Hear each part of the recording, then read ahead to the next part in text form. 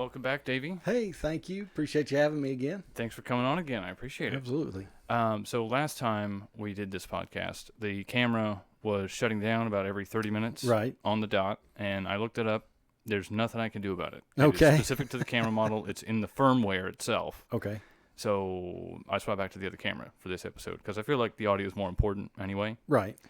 So, if we get a visual, great, but audio is more important. important. I was going to say, I don't have a face for TV anyway. I got a face for radio. So. Oh, you sure got the mustache for it. Anyway, so, but with this one, it'll keep going the whole time. Oh, cool. I wanted to mention last time, you were so spot on with jumping right back in with the same phrase.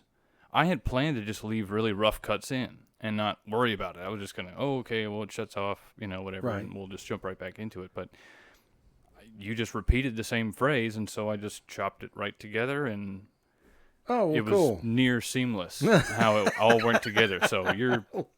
That's not normally me, seamless. So, well, anyway, it worked out really well. So very good. Anyway, where did we jump off last time? We were talking more the political side of things. Yeah, we just got started with the politics, and let's just kind of start off with a little bit more about what the assessor does. Have you? It's strictly just checking and assessing values for property to determine what the property tax is. Right. Is that strictly it, or is there more duties to it? Well, I mean, I'm sure there's a lot more duties in it. One of the things that I learned about the assessor's job when I decided to sign up for the campaign to get my name on the ballot. Mm-hmm. So that happened in February of last year. Mm-hmm. And you go to the courthouse and it's like $100. Yeah. And you pay $100 and you sign up and you get everything done. It's the assessor's office is the only elected position that does not start in the January of that new year. Mm-hmm. So like all the other positions, treasurer, the commissioners, presiding commissioners, that kind of stuff, the other local officials we vote on, they would start in the January of that year. So you would have your primary election hits in August, and you have the general election in November, and then you've got the month of December, holidays, whatnot. But then all the new offices would go in January and start, except for the assessor's office. So the assessor, that office runs on the I just slipped away from my mind. The calendar. The next September? No, yeah, well, yeah. So the assessor doesn't actually take office till September. Mm-hmm. So most folks had thought that come January, every office, the new officers that are coming in go in January. The assessor's office runs on the fiscal calendar, and so the fiscal year is over June the 30th. And then that gives the current assessor the month of July and I guess part of August or whatever for the Board of Equalization meetings. And then that way she's able to wrap up all of her assessments and has to, in those Board of Equalization meetings, she has to defend the reason that she assessed or why she assessed property values at what she assessed them at. And then you don't have because you wouldn't want a new assessor coming in, the old assessor leaving, and then not knowing why assessments were made or why they came to the number that they came to. Yeah. Because there's just no continuity. So this allows there to be continuity in that office. When I start this year, in about 4 weeks, I start September 2nd, and I think the biggest thing that I'll have on my plate is I have to have the budget for the following year for 26. I have to have it in, I think, by October or something. But 2026 is a non-assessment year. It doesn't mean we won't be assessing valuations of property. It just means that your assessment won't change. So whatever you paid in 25, that's what you'll pay in 26. And then coming in the year 27, then that is an assessment year. So every odd year can be an assessment year, so your assessment could change then on those years. So like I say, I'll be coming into this office in September, and so I haven't actually got to start it, but the crux of your initial question is what does the assessor do? In the simplest terms, we assess the valuation of real property and your personal property. So in Missouri, we have personal property taxes we pay. We pay that on your motorcycles, your boats, your trailers, cars, vehicles, that kind of thing. Farm animals, they want to tax you on everything, so there's assessed values for those items. And then on your real property, your house, if you have farmland, that kind of thing, that gets assessed also. And as I've been studying for this job, what I found is the state tax commission would like all county assessors to have the assessed values within from like 90% to 110% of what the actual value is. So your assessed value is not actually what your actual value is. And I did find this out as of 2 months ago. Taney County is sitting at 51%. So Taney County as a whole, the assessed values are 51% of what the actual value is. So that's how the far market value specifically. Yeah, that's how far lower we are than what the actual value of your home is. The good news about that is that means you don't pay high property tax.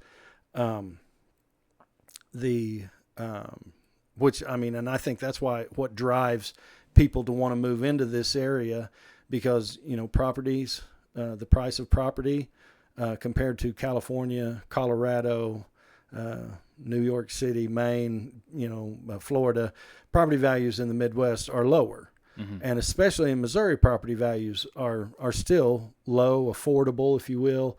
I don't think anything's cheap anymore, but our property values are, they're in a good spot. And that's why we do have an influx of people wanting to move in, retire in this area.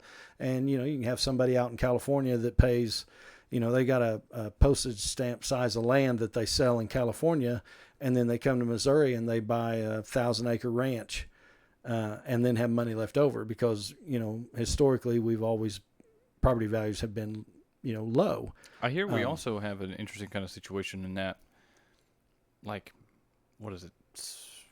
75% of the land mass is owned by either the state or large corporation, and so that leaves like 25% for individual citizens. Are you talking about in Taney County? In Taney County. That very well could be, because I know there's a lot of it is like it's almost 25%. I think is Mark Twain National Forest. Yes.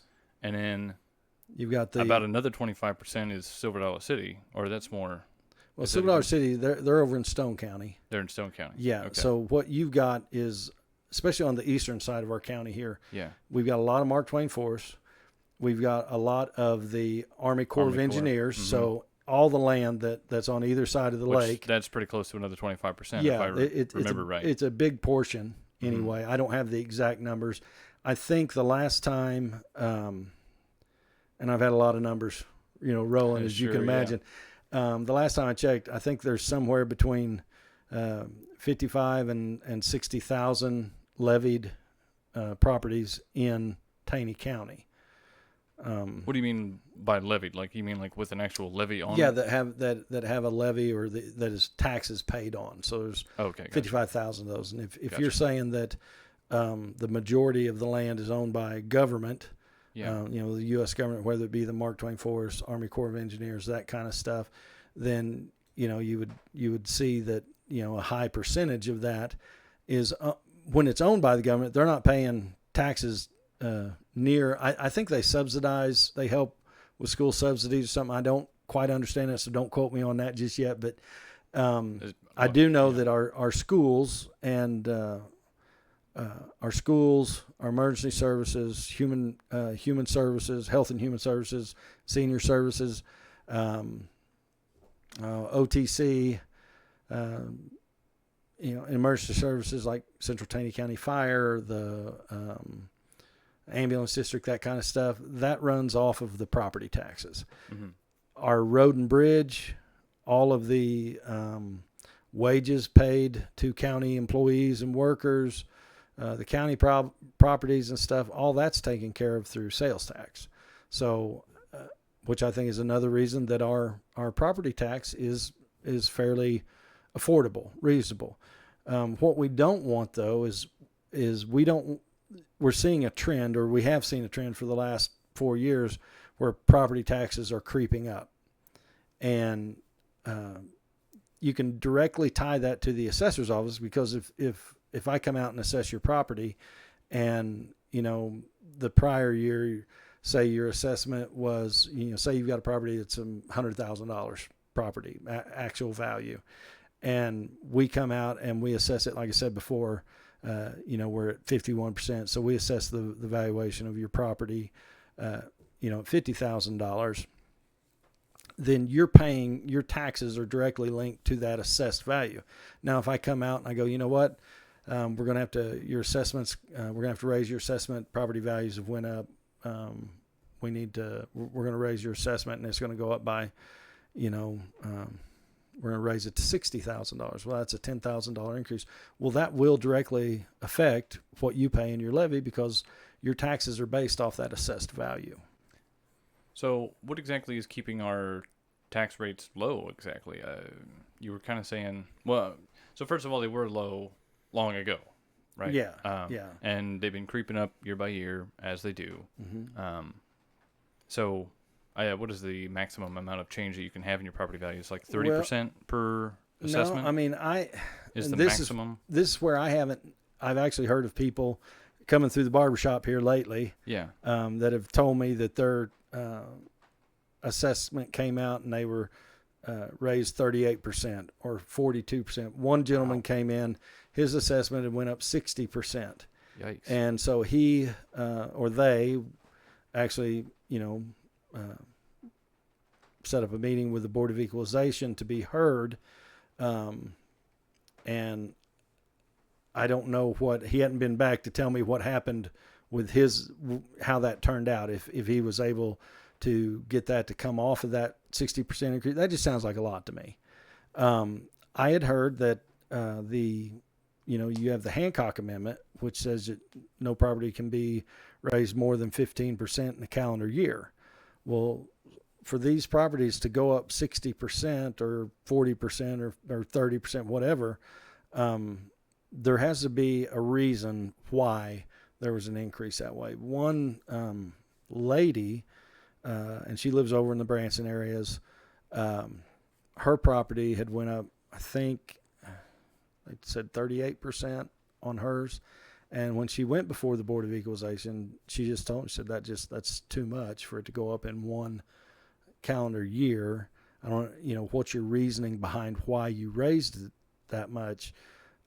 She had said, now keep in mind, I haven't looked at the paperwork. I didn't sit through the Board of Equalization meeting.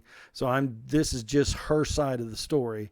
But they just told her, they said, well, you've been enjoying improper assessed value. She's lived in that property for 10 years. So for 10 years, you have enjoyed a lower assessment on the value of your property, and we're just now getting your property assessed properly.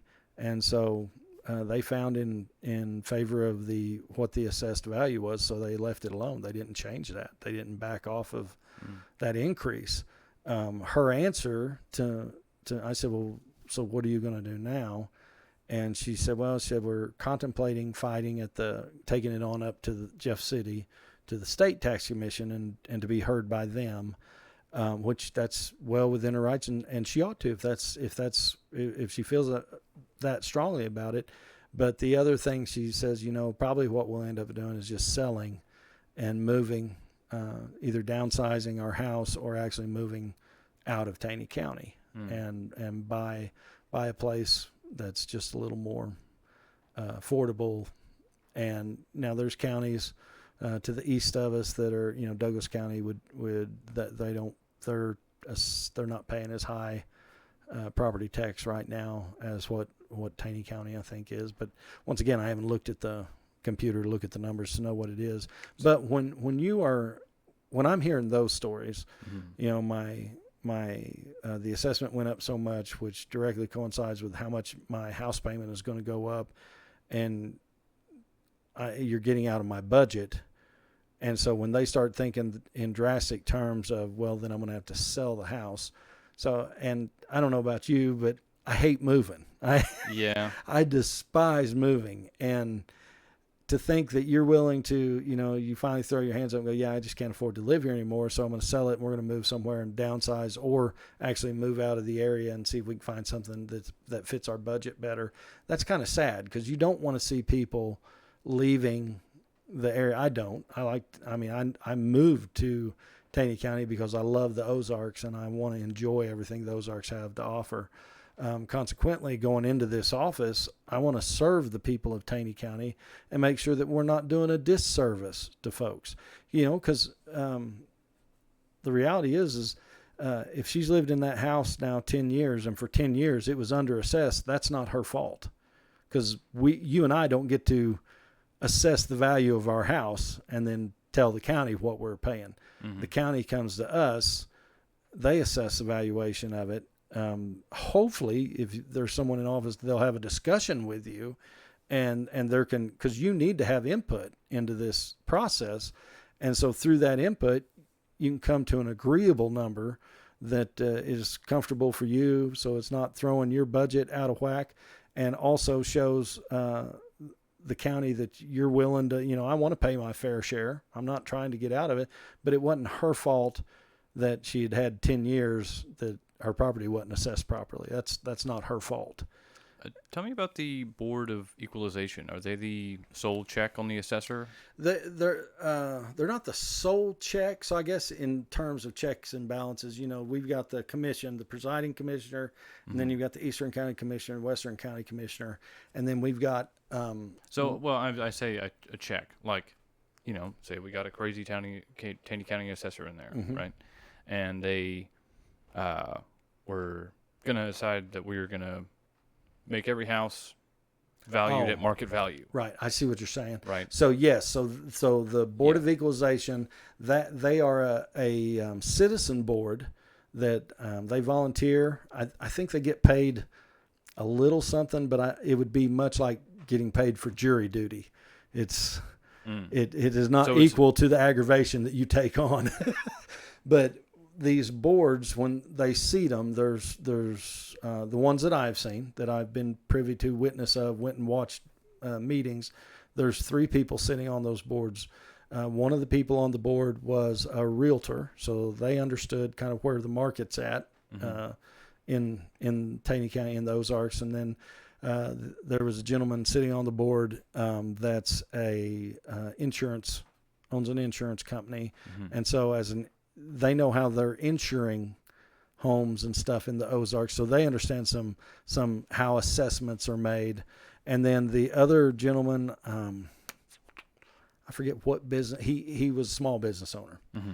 And so you've got these 3 people from 3 different walks of life in Taney County that volunteered to be on this board, and then they hear all of these meetings that are brought to them for every piece. So how are they elected or they're not elected? They're selected or appointed by who? By the commissioners.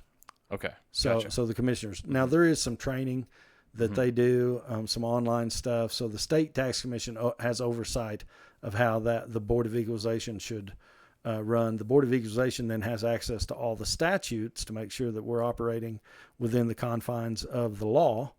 And then the assessor. So when the assessor goes to the Board of Equalization meeting, the assessor is there to defend their assessment of that property.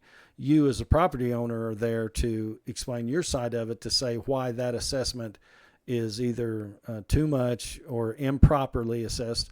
You could even have something that they assess your house, but somehow they put your neighbor's barn on your assessment, and for whatever reason you end up at the BOE. See, that's something that could probably be taken care of at the assessor's office, but when it's not getting done properly and you want to have your voice heard, so you go before the BOE and you say, well, here's my property, and as you can see, that barn, it is at the edge of my property, but that's on my neighbor. That's my neighbor's barn, and yet you assess me as having that hay barn on my property and it's not mine.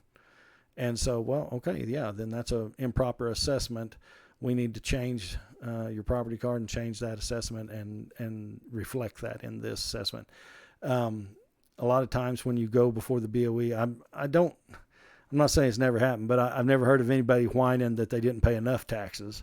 I don't think that's the case. So everyone, it seems like, that's going before them, they feel like they've been unjustly overassessed, and they want their voice to be heard. And so this is an opportunity. If they feel like they can't communicate one-on-one with the assessor and come to an agreement, then now they can be heard at the county level by that Board of Equalization. Mm-hmm. Now, if at that point you've went through the Board of Equalization and you're still like, they're not listening either, or if the board hears something and like, we're not sure how to rule on this, we think you're valid in your argument, but we also think the assessor has a valid argument, we're going to kick this up to the state level, to the state tax commission, and let their board look at it, and then whatever ruling they give, that's the ruling then, because the state tax commission, that's set by the governor, whatever they appointees. I'm not real sure how all those folks get their jobs. It's part of his cabinet. And something like that. Mm-hmm. So it's funny, in the barbershop, we always tell folks that we don't let the truth stand in the way of a good story. You can't do that in government. We need the truth to stand on its own. So keep in mind, I haven't taken office yet. I've not been sworn in. So a lot of what I'm talking to you about today is just some of the experiences I had during the run-up of my campaign and getting elected, and then now in the research I'm doing and going to other counties and talking to their assessors and hearing the struggles that they have and the things that they do different in other counties and what Taney County does. Because Taney County operates off the sales tax revenue, and if I remember right, there's only 2 other counties in the state that operate that way. So Jackson County and up in the Kansas City area, and then St. Louis operates off sales tax revenue. Gotcha. All the other counties, so there's 114 counties in the state. All the other counties, 111 of them, they operate off the actual county runs off the sales tax, or off the assessed value and the taxes that are gained from that. So, but it's there's just a lot to it, Yeah. I mean, there's it's like after I'd won the election, one of our representatives had sat down with me, and we were visiting at a restaurant, and he said, "No, Davy," said, "my job as a representative and some of these others, we're just we're almost like figureheads. We go up to Jeff City and we fight with one another, and we fight for the proper legislation for our area that's going to help our constituents in the area.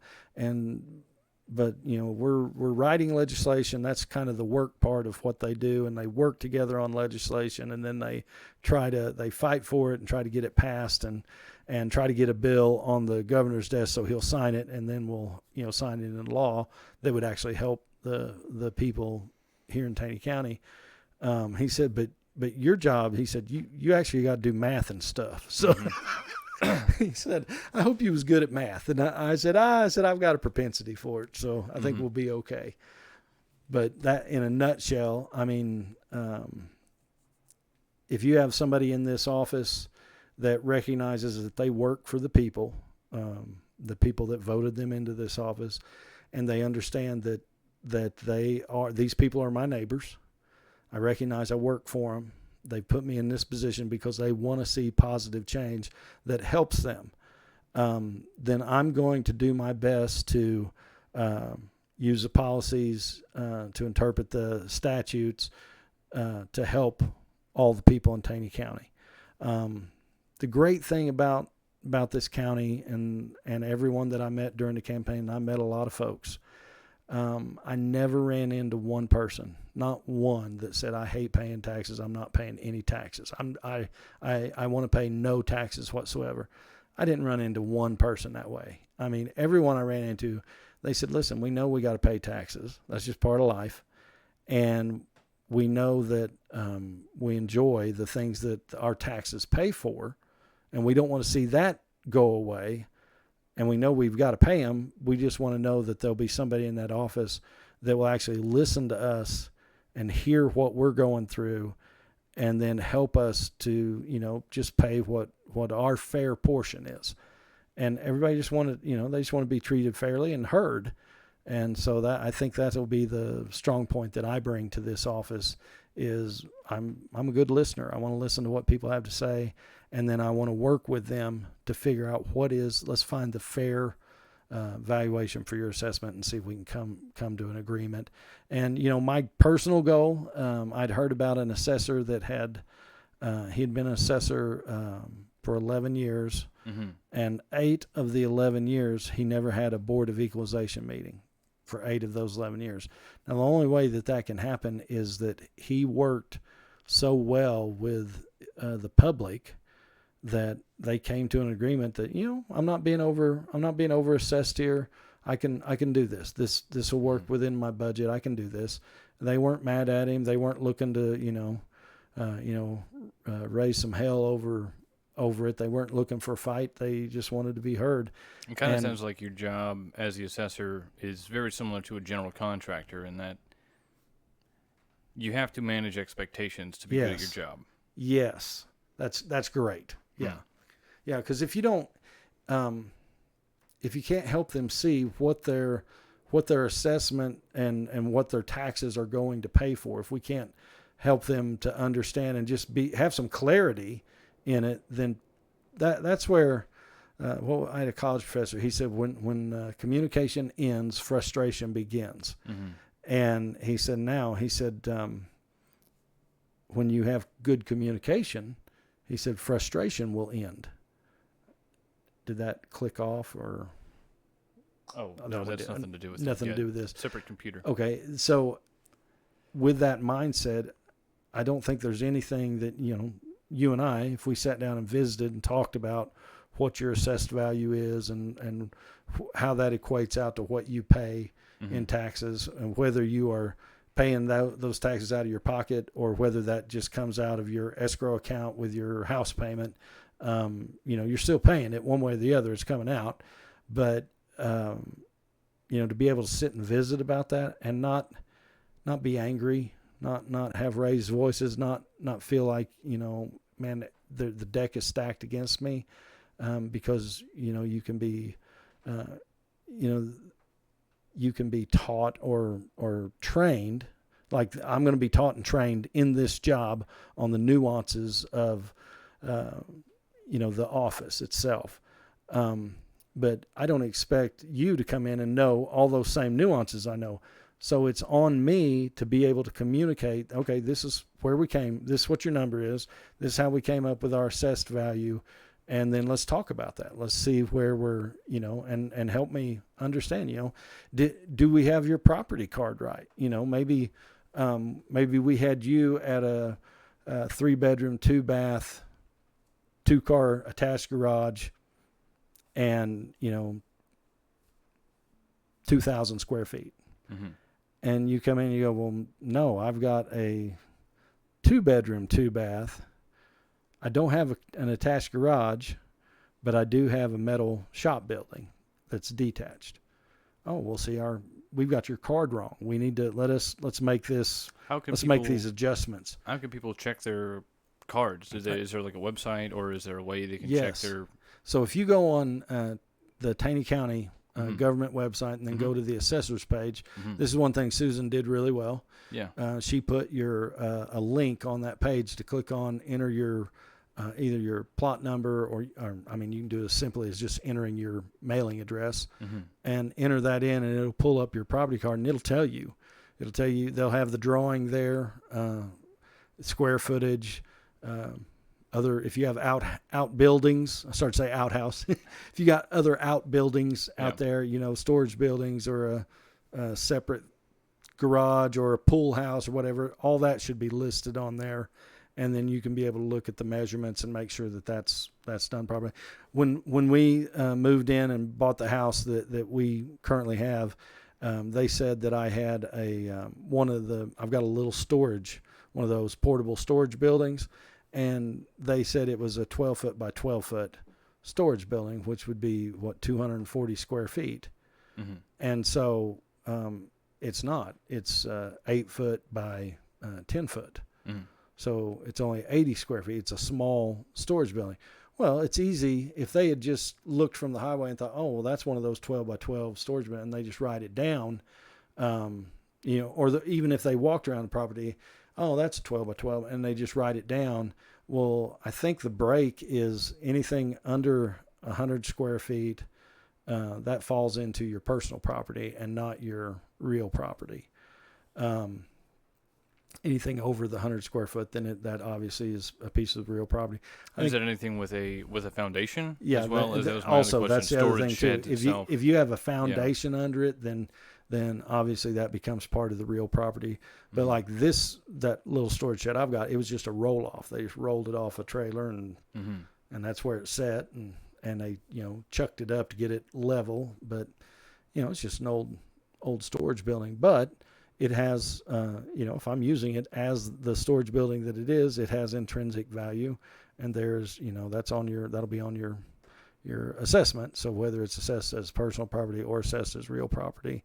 And I think that the assessor at the time that was in when I bought that property was Chuck Pennell, and Chuck goes, oh, well, I can adjust the square footage and we can leave it on your real property. And I'm like, well, that's fine. Then that way I don't have to remember, oh, hey, I need to add in on my personal property. I've got a 8 by 10 storage building, and the amount of money that it equates out to is so very minimal. I think when Chuck, he actually helped walk me through so I could understand how much that affected my taxes. And I think that building was all of like $3 or something. I mean, it was very little to nothing. But the fact that it wasn't correct, I just, I didn't understand if is this causing me to pay an extra $300 a year? Because if it is, maybe I don't need that storage, but I don't need to, I can get rid of that if it's not worth that to me, or if it's just an extra $3.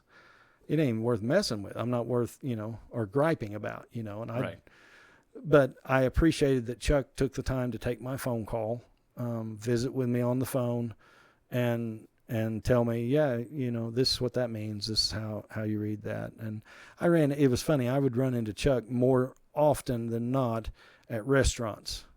It didn't matter where I was at in the county. I would run into Chuck Pennell. He was all the time out and about, and he always had the time to visit with me, and I appreciated that.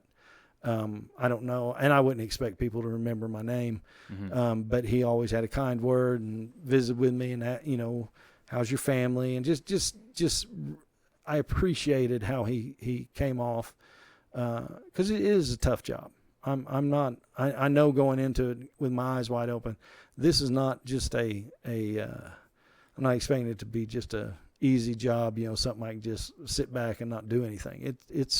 There's going to be a lot to this to learn, but I like learning new things, and I think this will be great. I'm looking forward to the challenge, and I'm looking forward to serving people. That's probably the biggest thing. With the barbershop that I've had for almost 20 years now, I've served a portion of the folks in the Hollister, Branson area, and then tourists that have come through and wanted an old time barbershop experience, with a hot lather face shave and, just a traditional men's haircut, and then enjoy the conversation that goes on in a barbershop. And,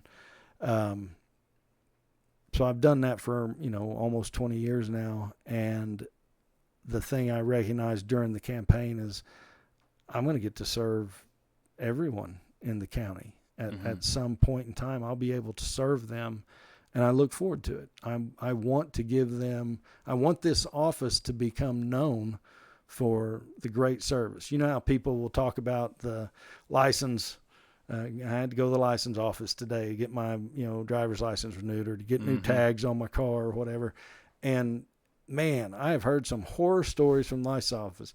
But the great thing about having the county as large as we have and the number of towns we have in the county, there's a license office right here in Forsyth, and it's delightful. Those folks are so kind, so helpful. They go out of their way to be to help you with whatever your issue is, your problem is. And I've been to the one in Branson, and I've watched people just just have meltdowns. I've been waiting here for 45 minutes. I finally get up here, and now you tell me I didn't have the right paperwork to get, now is it on each of us to do our homework and know what we should bring? Absolutely. But is there a way you could serve someone, and even though they may not have the right paperwork brought with them, you can do it in such a way that they don't walk away mad? I think there is. I think there's a way that we can have some just general good customer service. And that's what I'm not saying that the assessor's office has not had good service, but I know that in the last 4 years, this assessor's office has not communicated well. And I get phone calls on a daily basis, especially the closer I get to going into office, different things that people have had to deal with that they want to see. Is that something you can address? Do you have the power to change that? Can you make this a more positive experience? So ultimately that is your goal. Yeah. Primarily is to focus on customer service, get a good team in there. Yes. And train them in the right ways to properly answer the public's questions. Yeah. To communicate with people. Well, and sometimes you're going to get answers you may not like. Mm-hmm. You may get an answer and you're like, well, I don't like that answer. Yeah. I may not like it, but at least I got the answer, and I can get it in such a way that I can leave there and not bedside manner, we used to call it. Mm-hmm. with doctors. Some doctors, man, they have a great bedside manner. And then you run into other doctors and they don't have a great bedside manner. They're very dry, very to the point. They talk over your head sometimes, and you walk away frustrated because the answer you got, maybe you didn't understand, or you got an answer and the way it was delivered you didn't like, and that's rough. But when you have someone that has a good bedside manner, and going back to your point of managing expectations, you got someone that comes in and they don't understand what's going on, but you can take the time to listen.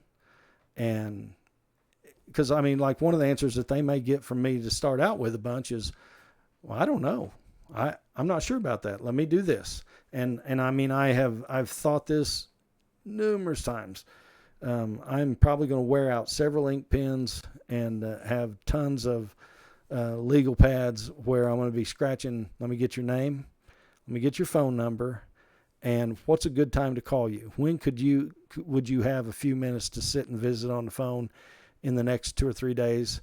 And then here's the issue that you're having, and then repeat the issue back. I need to know why my, taxes went up on my mother-in-law's place, and it just, we just got that she passed away and we were named in the will, and now we've got that place, and the taxes all of a sudden, it looks like it's taking a big jump. I may not know right now, but I will find out. And when I find out, I'm going to have your name, your phone number, and I'll know what time to call you, that you could take a few minutes to have a conversation. And, I'm calling back and say, well, I found out what the problem was. Your mother-in-law's place hadn't been assessed in the last 20 years. It fell through the cracks. It was just not assessed. Or find out it's a mobile home. Well, mobile homes are on your personal property. Well, yeah, your mother-in-law's been paying taxes on that mobile home, but it was on her personal property tax. Now you've received it.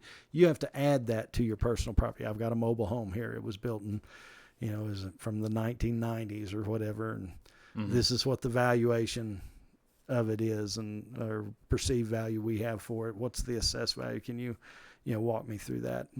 And it's just being able to, once again, I'm probably going to wear it out, but I hope I want it to be, I want that to be our mode of operation, is we're going to listen well, and then we're going to find the answer for you. Mm-hmm. And if we listen and I know the answer, then I'm going to tell you what the answer is, and hopefully, we can, have good discussion about that, or answer your question in such a way that you're satisfied with the answer you got. And if it's not, then let's go around this. Let's go around this again and see what we can do to, clarify anything that I may have, muddied the waters in. I had one old boy. He came to the barbershop and he walked in and he had his, assessment postcard that he got in the mail that was telling him that his assessment. He said, Davey, he said, do you think this is right? Now, at the time he asked me this, I was cutting hair. So I was in the middle of a haircut. And he said, do you think it's right? And I looked down and I said, no, probably not. And I just went on. And he goes, you didn't even look at it. And I said, well, I said, have you looked online? He said, looked online for what? I said, at that card, at your property value. Have you even looked at it to see what it's, or did you just, you got that in the mail? And he said, I got it in the mail and I just got in the truck and drove down here. And I said, okay. I said, well, I'm not in office yet. I said, but I appreciate what you're saying. I said, have a seat, drink some coffee. I'll get this haircut done and then let me look at your card. Mm-hmm. And so what I found is everybody's having this knee-jerk reaction. They get an official looking card in the mail and they don't even, and it is kind of hard to read. I want to see if I can get that fixed and make it a little clearer to read that card, maybe spell it out a little better or something. And, I don't plan on going in and, changing everything. I just, there's just some clarity brought to it. And so maybe that's something we can look at and work with that team that we have at the assessor's office and say, hey, have you guys had ideas? Is there some way that, we can clear this up so that people don't have that knee-jerk reaction to seeing that card? One gentleman came in and he's got several pieces of property in Taney County. And he said, I want you to look at this. And he showed me the card and of those cards, I think he had 10 or 12 or so. And I looked at him and he said, see right there? He said, that is the last date that I could apply to get heard by the Board of Equalization. I said, okay. He said, 6:30. I said, right. He said, look at the day it was mailed. It was mailed on the 30th. Mm. And he said, now look when I got it. And postmark on it was July the 2nd or something, So, there's a few days in between him getting it. He said, and I can't even argue about this. And I said, okay. I said, well, let me see him. So I'm looking through all of them. And the more I look, I said, I don't see any reason why you'd want to argue. And he said, well, why? He said, I can't do it now. I said, yeah, but all these cards are showing me the assessed value went down. They're all negative. Let me see them. So I hand it back to him. He looks at it and goes, huh. Oh, I didn't notice that before. I said, I didn't figure. I said, this is just me spitballing here, but I bet they thought since it wasn't going to take more money away from you, but was actually lowering your assessed value. So it would consequently, your taxes what you owed on those would be lower. They probably didn't figure you want to argue about it, but apparently you do. So let's argue a while. So he said, well, no, he said, gosh darn it. He said, I didn't even look at that. He said, what I saw was the deadline was 6:30. It was mailed on 6:30 and I got it on July 2nd. And that could have been something that fell through the cracks of the office as well. Yeah. And I don't know, but maybe that's where at that office, if it's, I heard the assessor say several times that if your assessed value goes up or down by $1 in a calendar year, they have to send you notification of that. So that's those postcards. Mm-hmm.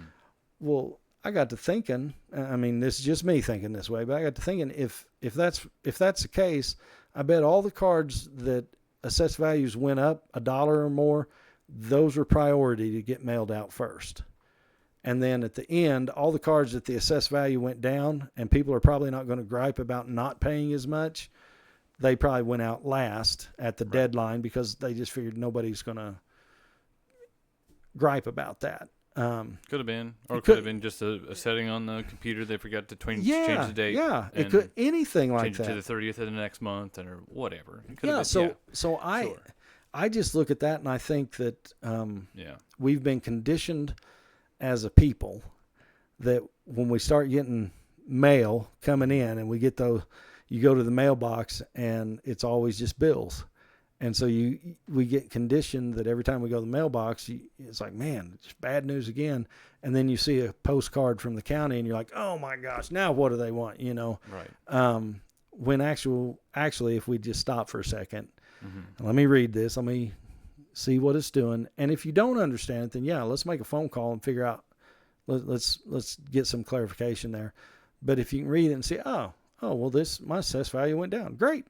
Fantastic. Then, don't worry about it. And that's good news. That's, worth having a good pour of bourbon and going on, Yeah. I suppose, yeah, I don't know. Yeah, you just making me think about some mail I got recently about Liberty raising their prices.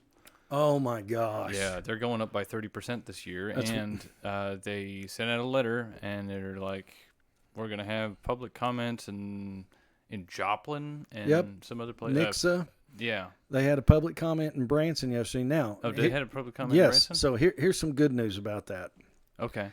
Brian Seitz, he's the representative for, is it the one?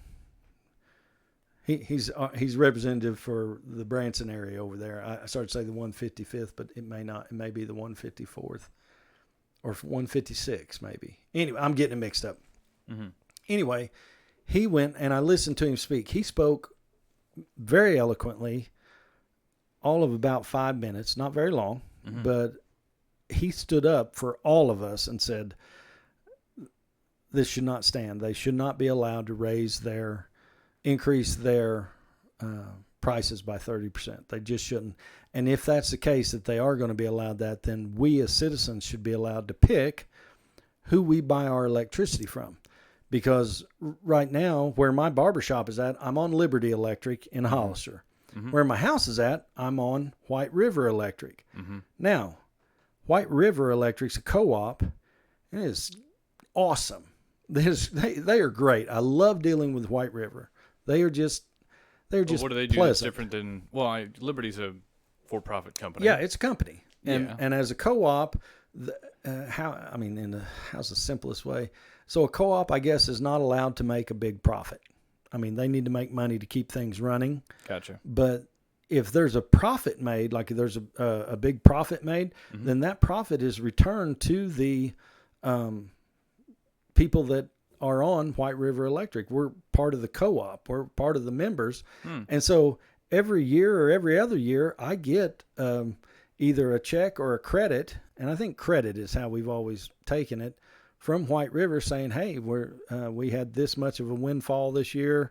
I don't know if they use the term windfall, but we made this much overage, and we are returning that back to our members. And I love that because it shows accountability. They're being accountable to us as members. Liberty being, like you said, a for-profit business, and the business is owned out of Canada, which goes against Trump's America First initiative. I didn't know they were out of Canada. Yeah, they're the mother company that owns them is Canada. And why does Canada? Why does a company that's in another nation get to decide what the price of electricity is here in the Ozarks? Mm-hmm. And so, if they choose to raise it 30%, well, just as a business owner, if I see that big of an increase on my light bill, does that mean I need to raise haircuts $1? Do I need to raise haircuts $5? What does that equate to? Mm-hmm. Because I'm not seeing a cost of living increase at the barbershop. Mm-hmm. I look at what I look around at what other barbershops charge for haircuts, and then I look at what I charge, and I'm not the most expensive shop in town by a long shot. I'm not the cheapest in town either, but for the services that we supply and do, and the clientele that I have, I recognize that I'm affordable. And I love my clientele. Mm-hmm. I want them to keep coming back.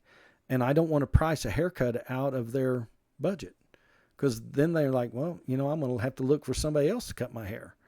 And I don't, and they have that option, because you can't hardly throw a rock and not hit a barber nowadays. They're everywhere. Mm-hmm.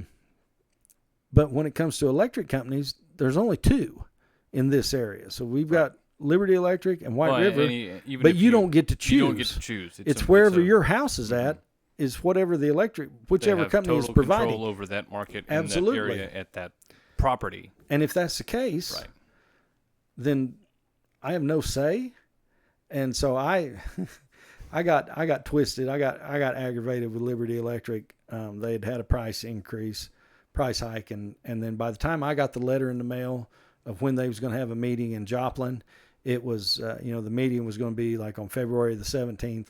I got that letter on February the 25th. Mm-hmm. So the meeting was already over, and I think it was the postmark date on that was, February the 20th or something. They didn't mail that out to me until 3 days after the meeting had already occurred, and give you an opportunity to speak up and say whether or not you think we should do it. And at that time, and of course this would have been back, oh man, I'll get the date wrong, but somewhere between 2008 and 2012, when we saw the first increase somewhere in there. Anyway, so I got frustrated. I made a phone call. So I called Liberty Electric, and I said, hey, I just got this letter, and it was, is late getting to me, and so I didn't get to attend that meeting. I need to talk to a manager. Put somebody on the phone. I need to tell them, no, don't raise this up. You need to not raise this. And, okay, hold on a second, sir. And then directly this guy came on the phone, and what can I do for you? And I said, hey, I'm just saying don't raise this. Well, it's already passed. We're going to raise it, this. And I think it was like 7%. It wasn't crazy, but still, yeah. Mm-hmm. And I said, man, I own a small business, a little barbershop here in Hollister, Missouri, and you're jacking with my electricity, and I don't even get to have a choice. So and he listened. Yes, sir. Okay. Hmm. And he said, what was your name again? I told him, I said, Davy Wilson. I got Wilson Company Barbershop here in Hollister, Missouri. I said, I need to know that, okay. All right. He said, I'll let him know. Thanks for calling. I said, all right. And I hung up. After I hung up, I got into my next haircut, and I thought, that dude was probably the janitor. I bet they handed that phone to just anybody. And I'm talking to somebody that has nothing to do with anything, but he let me rattle on for, 5 minutes about my frustration. Mm-hmm. And then okay, we'll see what we can do. And then hung up. And, nothing was fixed. Yeah.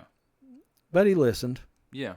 And after that, and we've laughed a lot about that at the barbershop, when you make a phone call to gripe, about something, that you may not be talking to someone that can actually, help you. Mm-hmm.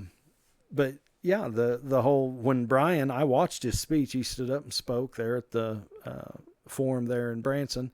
I know they had one in Nixa. Like you said, they had one in Joplin. Mm-hmm. And yeah, I mean, everyone that I listened to speak at these forums, the one in Nixa, I think, was covered by Ozarks First, actually put it on their website, and I got to watch several people get up and speak. And, there wasn't one person that stood up and said, yeah, I think electricity's cheap, raise the price, that's fine. Not one person did that. Everyone was like, man, you're getting in my pocket. You need to not do this. It's too expensive. This is not, Yeah. And so my hope is that they'll back off of that. But, they're owned by a company out of Canada. To me, it looks like a monopoly. They get to decide what they want to do, and I don't have a choice in it because I need the electricity. I'm going to figure out a way to pay that light bill. Yeah. But, I don't want to be the one to have to raise my price to cover the difference in the light bill. I don't want to do that. So we'll tighten a belt buckle somewhere and continue on. But my hope is that they will, deregulate that electric company deal so we can just decide who we buy electricity from. Mm-hmm. That would be fantastic, because I would immediately switch to White River Electric, to the co-op, for my business. Mm-hmm. I would jump on board with them in a heartbeat. Those guys have great. Do you have White River here, or you have Liberty? We here? have Liberty. You have Liberty, right? So what's their service like here? What do you mean? What's their service like? So as far like as how many outages we have, or yeah, I mean, if you have an outage, how quickly do they jump on it to get it back open? When you go to pay a bill, do they make it easy to pay a bill? It's a pain in the butt to pay the bill. Okay. Well, if you don't set up the automatic payments breeds.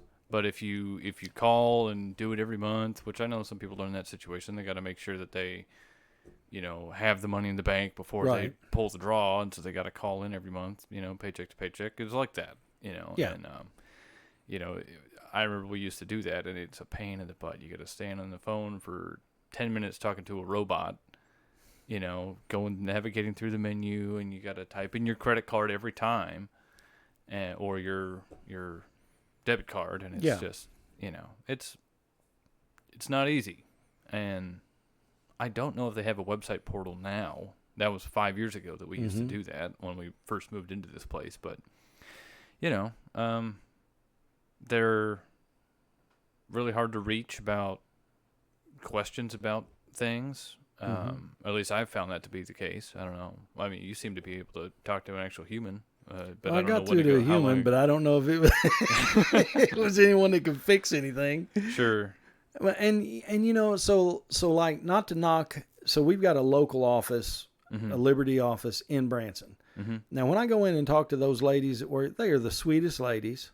They go out of their way. They're very, very helpful. They want to help you. Yeah. But like, I made a phone call over to Liberty. I had an issue with my bill there at the barbershop. So I called and I said, I've got an issue with the bill. And I don't know why. It's like you guys are either not cashing my check or you're 3 months behind. But I just, what's up? I'd like to know, because every time I get a bill, you're adding 2 more months to my bill that was already paid. And then you're charging me late fees. And I mailed those checks. I've got the canceled checks. So why aren't you attributing that to my account?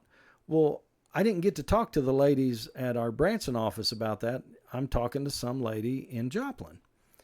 And she said, I need to know she said, who am I talking to? And I said, well, it's Davy Wilson. I'm the business owner. She goes, okay, what's your FEIN number? Your federal employee identification number. And I said, well, I've been running my business. I said, it's a DBA. And so I run my business off my Social Security number. It's just easier on taxes at the end of the year when I'm doing that. And she said, right, but we required an FEIN number when you signed up. I said, okay, I got that. I said, can you give me a minute? I'll have to find which file that's in. I'll go grab it real quick. I don't have time for that. So when you get your ducks in a row, you call me back. She hung up. I'm like, really? That's how we're playing. And so I went and dug up, had to search on my computer to find the file that had the FEIN number. I pull that number up. Can you have an FEIN while doing a DBA yes, business? Yeah. Really? You can. Yeah, you can do both. Okay. So I've got an FEIN number, which, but when I talked with my accountant, she's like, well, she said, are you going to do an LLC? And I said, no. I said, I just plan on doing a DBA, because at the time that I said that, I was just a one-chair barbershop. It was just me. And my construction business was a DBA. So I'm like, yeah, this will be easy. I'll just, do a DBA and sole proprietorship. And Gotcha. And so that's how I did my barbershop. But I had that FEIN number because it's free. When I got online and got it, I mean, it was a piece of cake to fill that out with the IRS, and bam, you get that number. Now you can use that number to, have its own. That number can have its own credit rating, and you can, take out under that number, because of the, it being a separate entity. Well, I just never did that. But apparently, with Liberty, when I set up, it was Empire at the time. When I set up with them, they wanted that FEIN number, so I had the number. I just gave it to them. She wanted that number to be an identifier before she was going to talk to me. And I'm like, are you kidding? So, consequently, you dig through the files, find the number. I call her back, and I said, this is David Wilson with Wilson Company Barbershop. I said, will you and I just speak? Yes. I said, I've got that FEIN number now. Okay. And so I read it to her. She goes, okay, what can I help you with?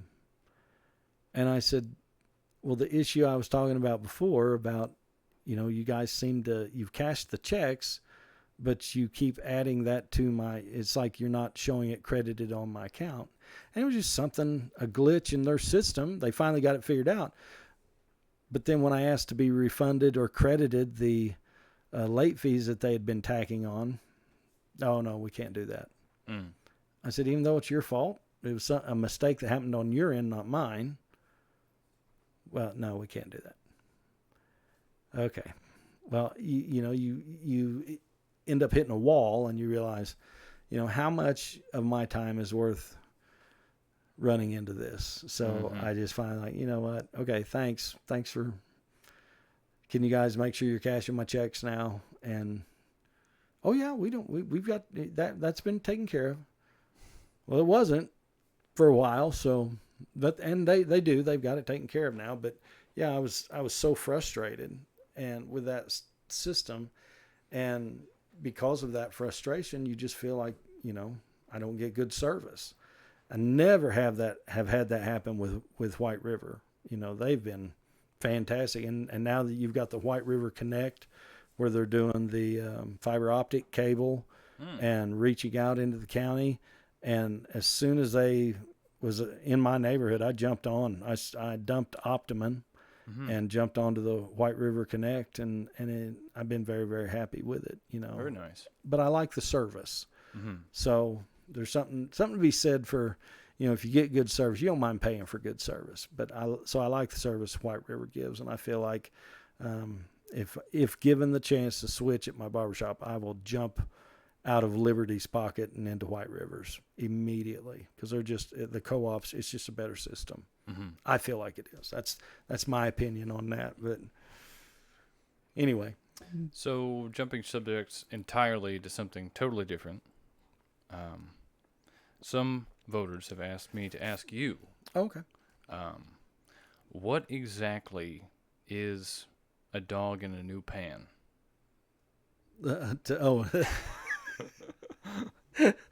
So, is it like a hot dog, or is no. So I would say that in the context that I've said those words is is it a Texas thing? It is. It came okay. from Texas. Right. So, well, I mean, you have a dog. So if you change their feed pan and you put some totally different feed pan down that they're not used to, and have you ever seen how a dog looks at it? They look at a dog how a dog looks at a new pan. Okay. In confusion, right. They're like, "What are you doing?" That's where that comes from. Okay. Came from, okay. or a Cow looking at a new gate. Okay. What is? Sure. Yeah. Yeah. That's where that came from. So that's awesome. So somebody wanted to know, huh? Yeah. Caitlin bugged me about that one. Yeah, we were talking about a Bible study the other night. We were joking very about good. Very good. I guess another kind of personal question be so I watched just the little finale clip of Forged in Fire when you were on there. Yeah. And the test with the swords. What were they called again? The Pira. Pira swords. Man, I mean, that first one was chopping through that pig, man. I mean, and then yours was really not. I mean, what do you have improved on your design to make that better? So it was all about blade geometry. Yeah. So, so did you design yours to be more durable? Mine was definitely more robust. So the grind, It comes down to the grind. Yeah. So, Garrett, yeah. his style of doing, of bladesmithing, he leans more towards the Japanese style of bladesmithing. Oh, so he attached his. You did probably a through tang, didn't you? Yes, I did. So okay, gotcha. So when Garrett built his sword and he ground it, he flat ground it. Did a flat grind. I did an apple seed grind on mine. Okay. So an apple seed grind would be like you would see on an axe. Yeah. It gets wide. It gets a little more obtuse. Right. Because they kept the whole premise of my episode was the Forge of Mystery. So we did, that first round, we didn't know what the metals were. They didn't tell us what was mild and what was hardenable steel. We had to figure that out. And then we had to build a 3-layer Sanmai billet where you would have their hardenable steel in the middle and then 2 mild steels as a jacket on the outside. But they didn't, they gave us parameters to hit. But then when it came to the testing, they didn't tell us what they were beating it into. And so on that first and second round knife that I built kind of a big, robust Bowie knife, but I did a hollow grind on it because I thought if they're going to do a lot of slicing, I need something that's going to be a little faster. I still wanted it to be robust at the back the spine of the blade, but I wanted it to be a little faster because I didn't know what they were going to do. And then I think they had a section of telephone pole wrapped in rebar that they were beating it into, and so consequently I took some deflection on that knife. Sure. So yeah. when it came time to go into the finale to build the sword, they actually give you they show us what the sword is that we're going to be building. And the Pira is a ceremonial sword from the Philippines. And so they give you your specifications, and you have to be able to hit all of those measurements and specifications for that build. You don't want to be disqualified because you missed a parameter. You want to make sure you hit all those things. But what they don't tell you how to grind it. They don't tell you how to forge it. They don't tell you how to. They did tell us how they wanted a mechanical attachment with the handle on it. So whether it be a pin, a through pin, or a like a loveless bolt or some kind of mechanical attachment, not just glued. They don't want just the handle, epoxied onto it. They need a mechanical attachment through it. But other than that, they're kind of leaving it to your imagination. Well, Garrett, coming from the Japanese style, he built a really thin, sleek blade. And I mean, it was super thin and super fast. And I freely admit that Doug Marcaida liked his sword better than he liked mine. And mine being way more robust. So I had at the spine of my blade the full 1/4 inch thickness. I made sure to leave that robustness at the spine because I didn't know what they were going to do. And then I did an appleseed grind on it, which, it didn't thin it out. So mine was not a fast blade. It was heavy. Sure. But I didn't know what kind of test we were going to have. So when they had the pig test, and I think the first swing Garrett's blade went almost completely through in the first swing. Second swing, through the spine. Eviscerated. Yeah, through the spine, the ribs, everything. Super fast, super sharp. And then when Doug went to swing with my sword, being heavier, he chopped into it, and it cut through ribs. It cut into the spine. It cut through it, through the hide, but it didn't cut all the way through. So it just chopped into it. And I mean, I'll be honest, I was disappointed. I was disappointed in that because I really wanted to see. I'm a fan of the show, and I love to see when Doug slices through something, he goes all the way. I love that. And when mine didn't do that, I was disappointed, personally disappointed. And then they had to reset the testing area. So Garrett and I, of course, that was during COVID. We got sent back to our prospective trailer, and we were in the same trailer, but you could talk through the wall to each other.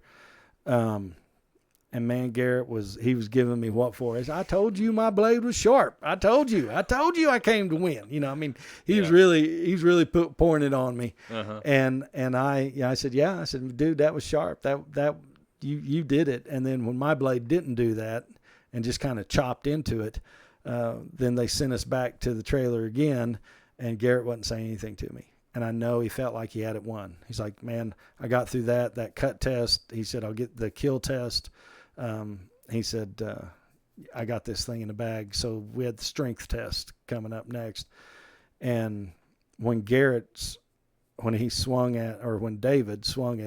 Garrett's sword at the, it was that a shield, a gong? A gong. Yeah, I gotta be honest about that show a little bit. Like, this is one of the things that kind of turned me off of that show is just that some of the tests seem so, I don't know, unscientific and just kind of out there. I mean, I get it. Yeah, you might smash a sword into a shield, right? But to hit a gong with a sword, yeah. And also, I get it. You got to have a swordsman a little bit to get, slicing. But I remember seeing one clip like years ago of I couldn't tell you who it was, but the guy they had swinging the sword swung the sword and hit a pig, and it was like the edge alignment was terrible, and the sword broke. Yeah, and it's like, anyway, so that kind of thing has turned me off of the show a little bit, but anyway. So, but yours was built to survive a gong hit. Yeah, And you built it that way because you weren't sure what the heck the tests were going to be. Yeah, I didn't know what the test was. They don't tell us that. And I don't think they don't tell any contestants what the testing will be. Mm-hmm. You just have to build it the way you see it. Now, I've been making knives since 2007, and I'm so used to people coming to me. Just today, a gentleman brought a knife to me. He goes, and this knife is an old imperial knife from the 50s, so it's made in America. Super thin blade. It looks like a small Bowie knife. And he brought this to me. And he said, Davy, is there any, I'd like another knife. I'd like a knife similar to this. Definitely in your style, but I'd like something similar to this. I'd like it to have the blade to be about 2 inches longer, and I'd like it to be a little more robust at the spine. This was super thin, like 16th inch. Its spine is super thin. It was a little flexible, but it wasn't like a fillet knife, Yeah. And so, can you do that? And what's your ideas for a handle? And so we discussed all that stuff, and I took notes on everything he was telling me, and then talked price and figured out what we're going to do. But I am so used to having years of people either showing me pictures or like that gentleman bringing me a knife and saying, I need you to, can you do something like this? Now, I don't like to copy somebody verbatim. I don't like doing that because I want to have a little bit of artistic say-so and how stuff looks. And I mean, if you want a knife just like that, just go buy that knife, or if you like this maker's style of knives, go buy one of his knives. Cause I'm okay with that, but some people want a knife. They want to buy a knife from their barber. I've heard that for years. I want to buy a knife from my barber. I want to buy a knife, from the local knife maker. I want one from you. So, but I like this style of knife. What can you do? And so I'm so used to going either off a picture or off of plans, and I can look at it and go, okay. And so then that's what I build to. Well, they showed me, gave Garrett and I both the parameters, a piece of paper that had the parameters for the build, so that, there's no confusion. And then it's apples to apples, what I'm doing, what he's doing. And I took that and I saw the picture of what the Pira looks like. And so that's what I built towards, is that. Now mine, I changed a few things on it, but basically mine looked like the Pira on that picture. Garrett's, he hit every parameter, but his looked more Japanese in style, because that's what he enjoys doing. He enjoys that kind of style of bladesmithing and building. Garrett used 80 CRV2 for his steel, and I used 5160, which is a spring steel. And I've been using 5160 since I started making knives. And another saying from Texas is you dance with the one that brung you. Yep. So I know how to heat treat and temper 5160. I've done that for years, and so that's the steel that I use. I chose to use 5160. Garrett wanted to use 80 CRV2, and so there's recipes for the heat treat of these steels, and if you don't hit the recipe right, then it'll either be very brittle or you won't get it hardened. Or, there's just a number of things that can go wrong if you jack around with the recipe. Right. It's more like baking than cooking. Yeah. It's more scientific. You got to get it right or you won't get the results. You're not going to get the results. Sure. So I tempered mine longer so that I had a little bit lower Rockwell hardness on it. But being that it's spring steel, it's 5160 S1, I tempered it in such a way it had a little bit lower Rockwell hardness, but it still held the edge, and so it would have a certain amount of toughness. So I made a real sharp spring, basically, is what I did with my sword.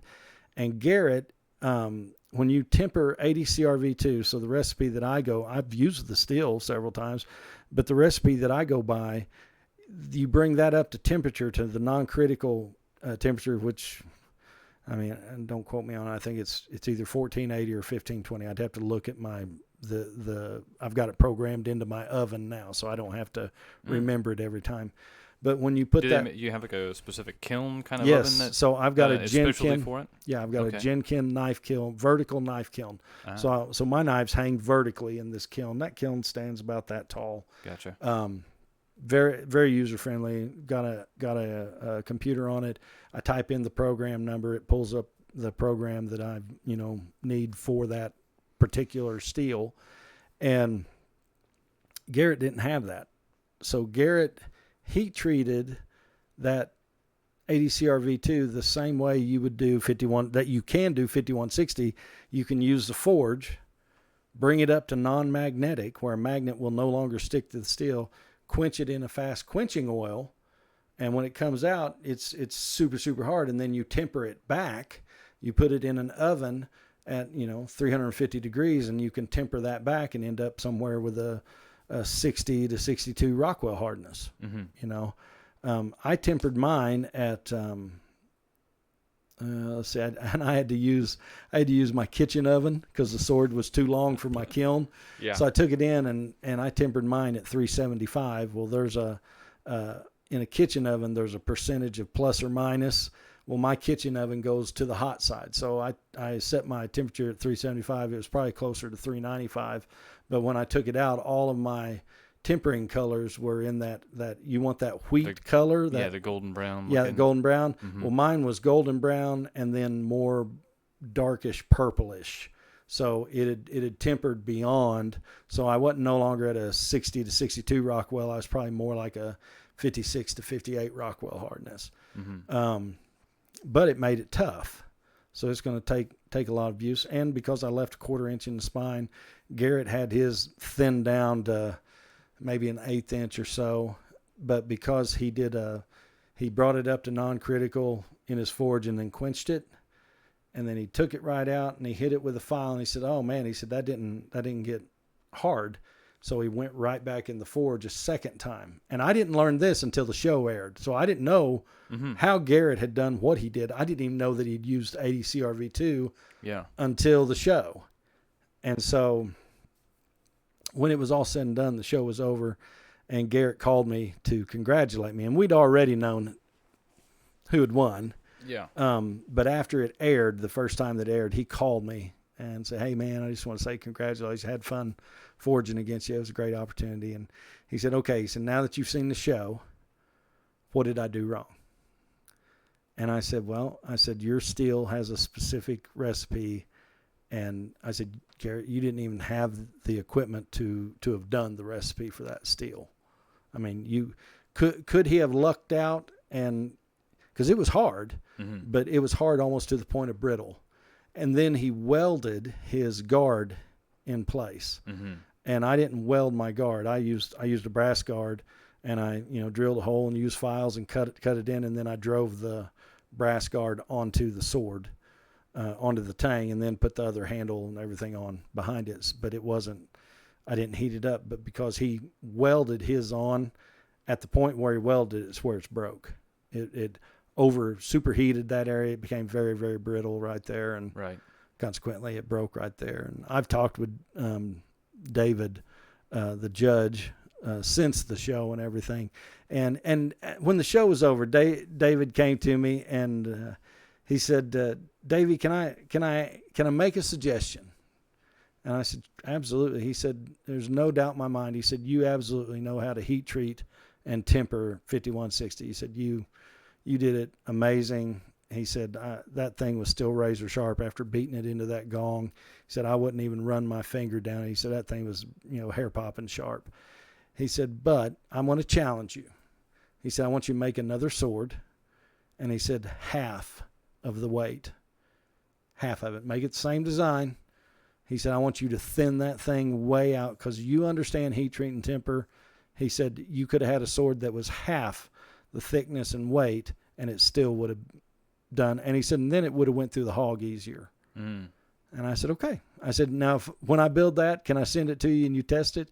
He said, "Yeah, if it breaks, you don't care to get the parts back." And I said, "It won't break. I'll send it to you to test." And he said, "Okay, you do that." And he said, "I'll videotape it." Well, I've been busy. He's been busy. I've got one that's halfway finished, but yeah, when I do get it finished, I'll do some tests at the house, but it is half the width and half the weight.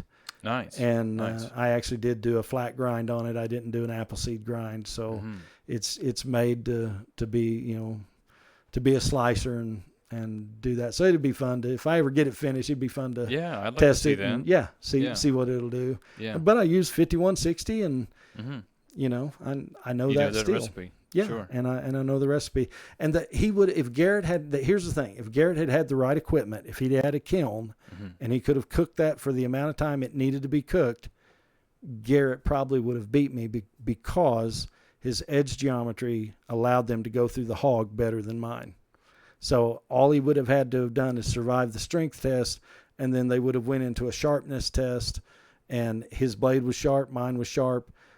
So they would have based the whole thing off of that pig, the hog cut, and Garrett cut it better than mine. And that's, but he didn't build a strong enough weapon. He didn't know how. And I commend Garrett because at the how many years had he been forging versus that's what okay, that's just what I was so about to say. Okay. Garrett had been forging by the time we got on the show. He had been doing it for a year and a half.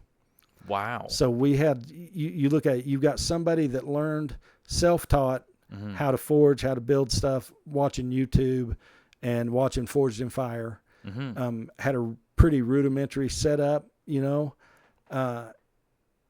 and he almost beat a guy that at that point I had 14, 15 years of experience. Wow. So, hats off to Garrett. He was a great competitor. He was a lot of fun to forge with on the floor. Just super great guy. I have no ill will or ill thoughts towards Gary. He was a great dude, and lives in Rhode Island and just a nice guy. And it's cool. It's cool that somebody can do something for that short a time and make it to a finale. Yeah.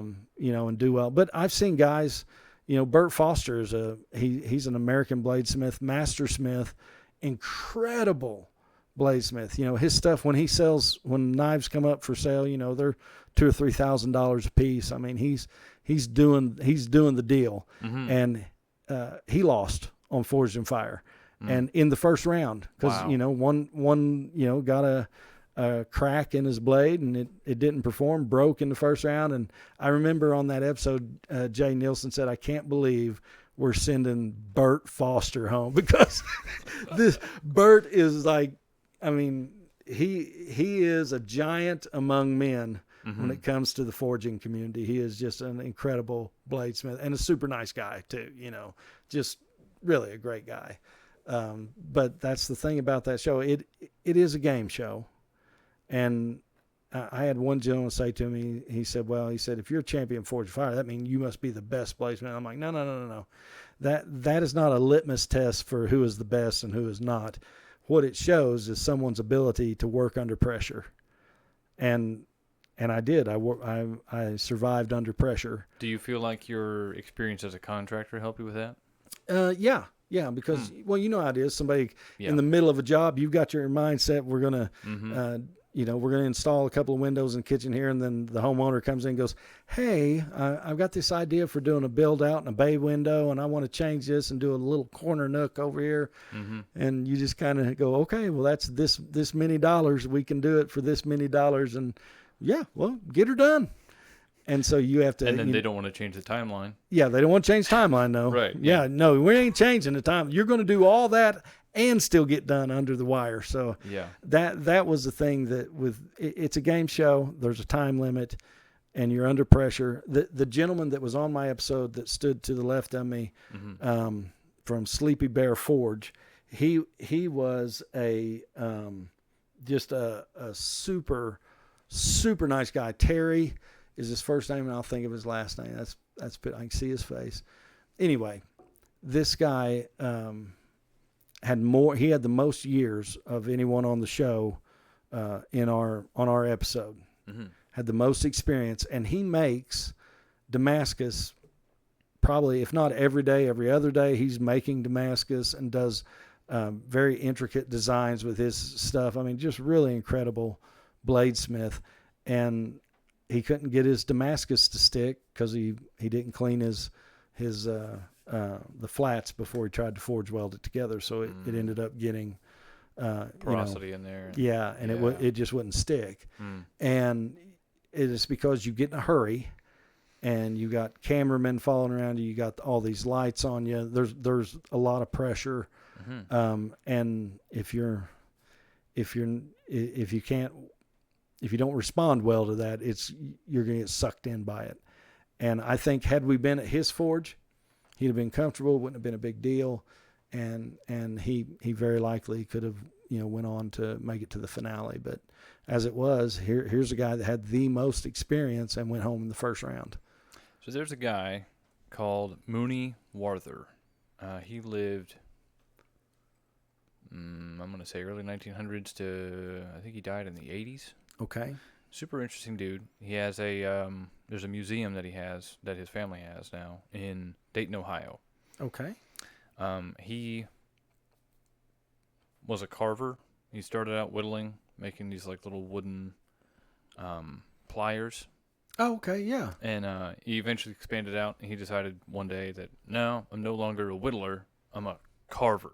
And he made these absolutely amazing models of trains with ebony, ivory. Oh, my goodness. Just, burley walnut, burley maple. Made some amazing stuff back in the day. He even made a cane for FDR. Wow. Yeah, and FDR sent him a letter back. And he made two, and he has one up in the museum with the letter that framed it. Way cool. Really neat guy. But he also used to forge his own knives to fuel his carving hobby. Okay. And he wound up being contracted to make a bunch of commando knives for World War II. And there's also a little display. He was a pacifist, and he didn't want to have any part of it, but it was the times. And there's actually a framed shadow box of the last knife he was assembling when he got the news that the war was over. And he said, I'm not going to assemble any more commando knives anymore ever again. And so that was the last one, And anyway, I was kind of curious about this because he used his forging to fuel his other thing that he did, right? Have you ever forged a pair of scissors? No. So building scissors and doing that kind of so scissors, it's like having two knives that come together. Right. I'm way oversimplifying. Sure. But at the point that the scissors cross each other, that's called the set. And if you get the set wrong, not only will it not cut hair, but it'll fold it. It won't even and people think, well, it's just hair though. Anything could cut hair. I mean, you could probably take paper. Cut some hair. But I know beard hair is like the same. It's actually more strong than copper wire at the same thickness. Yes, yeah. And so when you take that and scissors, like I say, the whole, I could probably forge the scissors, and I could probably grind and shape them, but I don't know enough about the geometry of getting the set correct. So I've had the same guy sharpen my shears since I've been in business. His name's H.P. Wright. He comes out of Oklahoma. He comes every 6 weeks to my shop. You could set your clock by him, and that dude comes through the door, and he's a cowboy through and through. I think one day he even wore spurs just out of, just for kicks. But I mean, he comes in. He's an old rodeoer. I mean, he's just a cowboy. Yeah. But he sharpens shears. That's what his business has been, and he travels Oklahoma, Missouri, Arkansas, maybe into Kansas. But I mean, he travels all over doing these shears and sharpening shears, and he is the best. He's the best at it. And I had a pair of shears that I had tried to. I thought, well, I can sharpen these. It can't be that hard to sharpen scissors. So I worked on them, got them sharp, and I'm like, oh, this would be great. Would not cut hair. When each individual leg you could take, and it would shave hair off your arm. I mean, they were razor sharp. But when the set came together, it wouldn't cut. It'd fold. It just, and so basically I just ruined those shears. And when HP came in and I told him what I'd done, he said, let me see if I can fix them. Well, he took them apart and got everything squared away, and when he put them back together, it's fixed. He got the set right back on it. Since then, I own I own 4 sets of shears that HP had made for him, specifically for him, and the lifetime guarantee on these shears are not cheap. They're pretty spendy, but when you spend all day, every day cutting hair, you want something that's going to cut well and do the job right. No, my it's funny. When I was it's almost like the barbering fuels my passion for making knives is what it does. So sure. Yeah, it's I just figured it might be something that you might have tried to make yourself a Damascus set of shears or something. No, one time, I haven't. But it would be. There are companies out there that do make Damascus shears, and I always thought I was gonna, before I retire or get it out of this, I'm gonna buy a pair of these Damascus shears because it's cool. Number one, it's just cool, and then I know the metallurgy behind a lot of Damascus, and I mean they can do stainless Damascus or you can do high carbon. I didn't care either way, but it's just strong, the strength of those shears, but they look cool. It's Damascus. It looks cool, and that was the gentleman that came in today. He asked me, he said, well, what kind of steel do you think I should use for this knife, the particular knife he's wanting to? I said, anytime I'm doing a custom knife, I said, if price is not a deterrent, then we can do high carbon Damascus. And I said, you can use it every day, and it'll be heirloom quality. You could pass this down to your son or your grandson. But I said, if price is a factor, we can use mono steel and some, high carbon mono steel, and you get just as great a blade.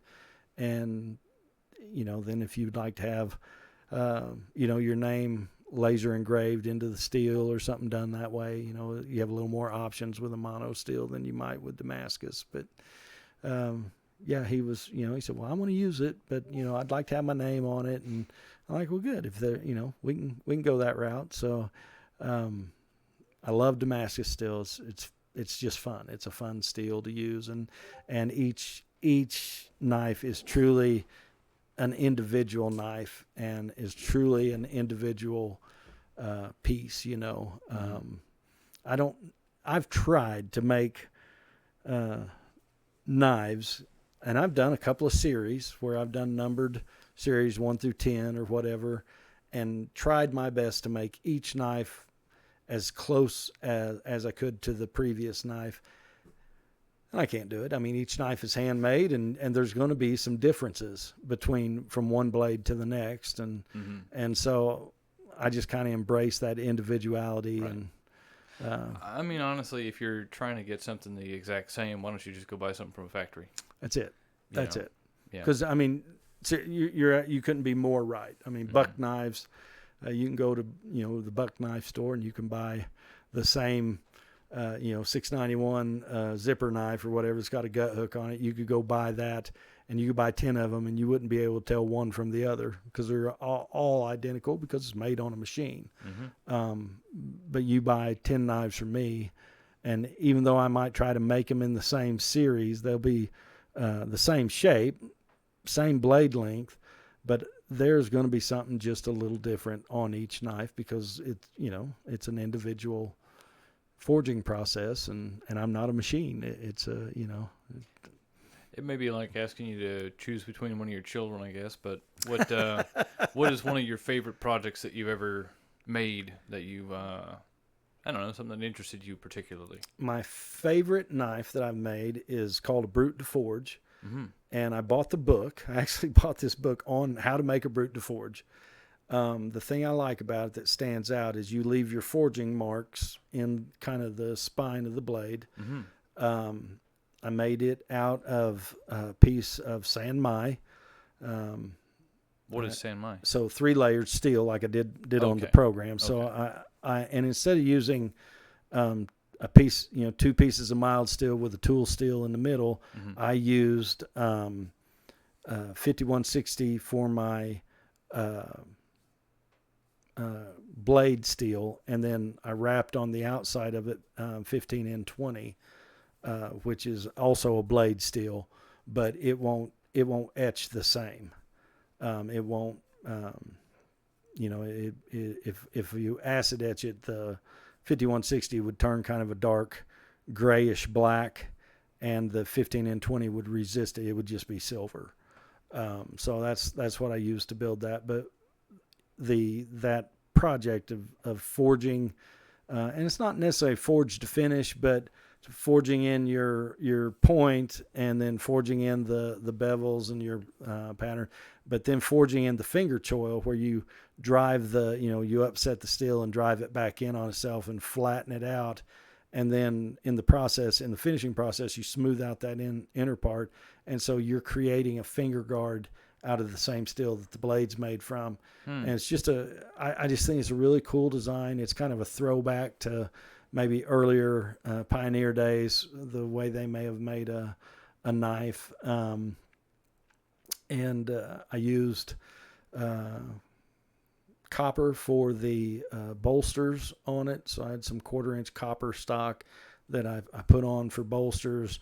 And then I used pieces of walnut that came off my grandparents' farm for the handles. Cool. Yeah, walnut's such a nice wood to work with. It's gorgeous. Yeah, and it had that beautiful feather pattern in that handle. Mm-hmm. But the cool thing about this build, and it was the first knife that I had done a tapered tang on the handle. So it was a full tang knife, but I tapered it, so I took the weight out of the handle. But the cool thing about that knife is I had so many hours and so many, it was kind of a labor of love there. And I was becoming sentimentally attached to this blade. I mean, I love how this blade turned out. I sent the knife to Billy Helton. He's a bladesmith out of Claremore, Oklahoma, a good friend. Mm-hmm. Billy's a super great guy, but he does engraving. So I sent the knife to him, and I had the bolsters engraved. So Billy did hand engraving in the bolsters, sent it back to me. The guy that does my leather sheaths, Shiloh Walden out of West Plains, Shiloh, I sent him the knife. He built this gorgeous sheath for this knife that just makes the knife look so much better. I mean, just really sets it off. And sent that back to me. Well, we were raising money through the barbershop for a young man. His name is Ethan, and he was volunteering at our barbershop. He went to school at Barnabas Prep. And so Barnabas Prep is like the college type school for young adults that have, either, mental handicaps or disabilities. Ethan,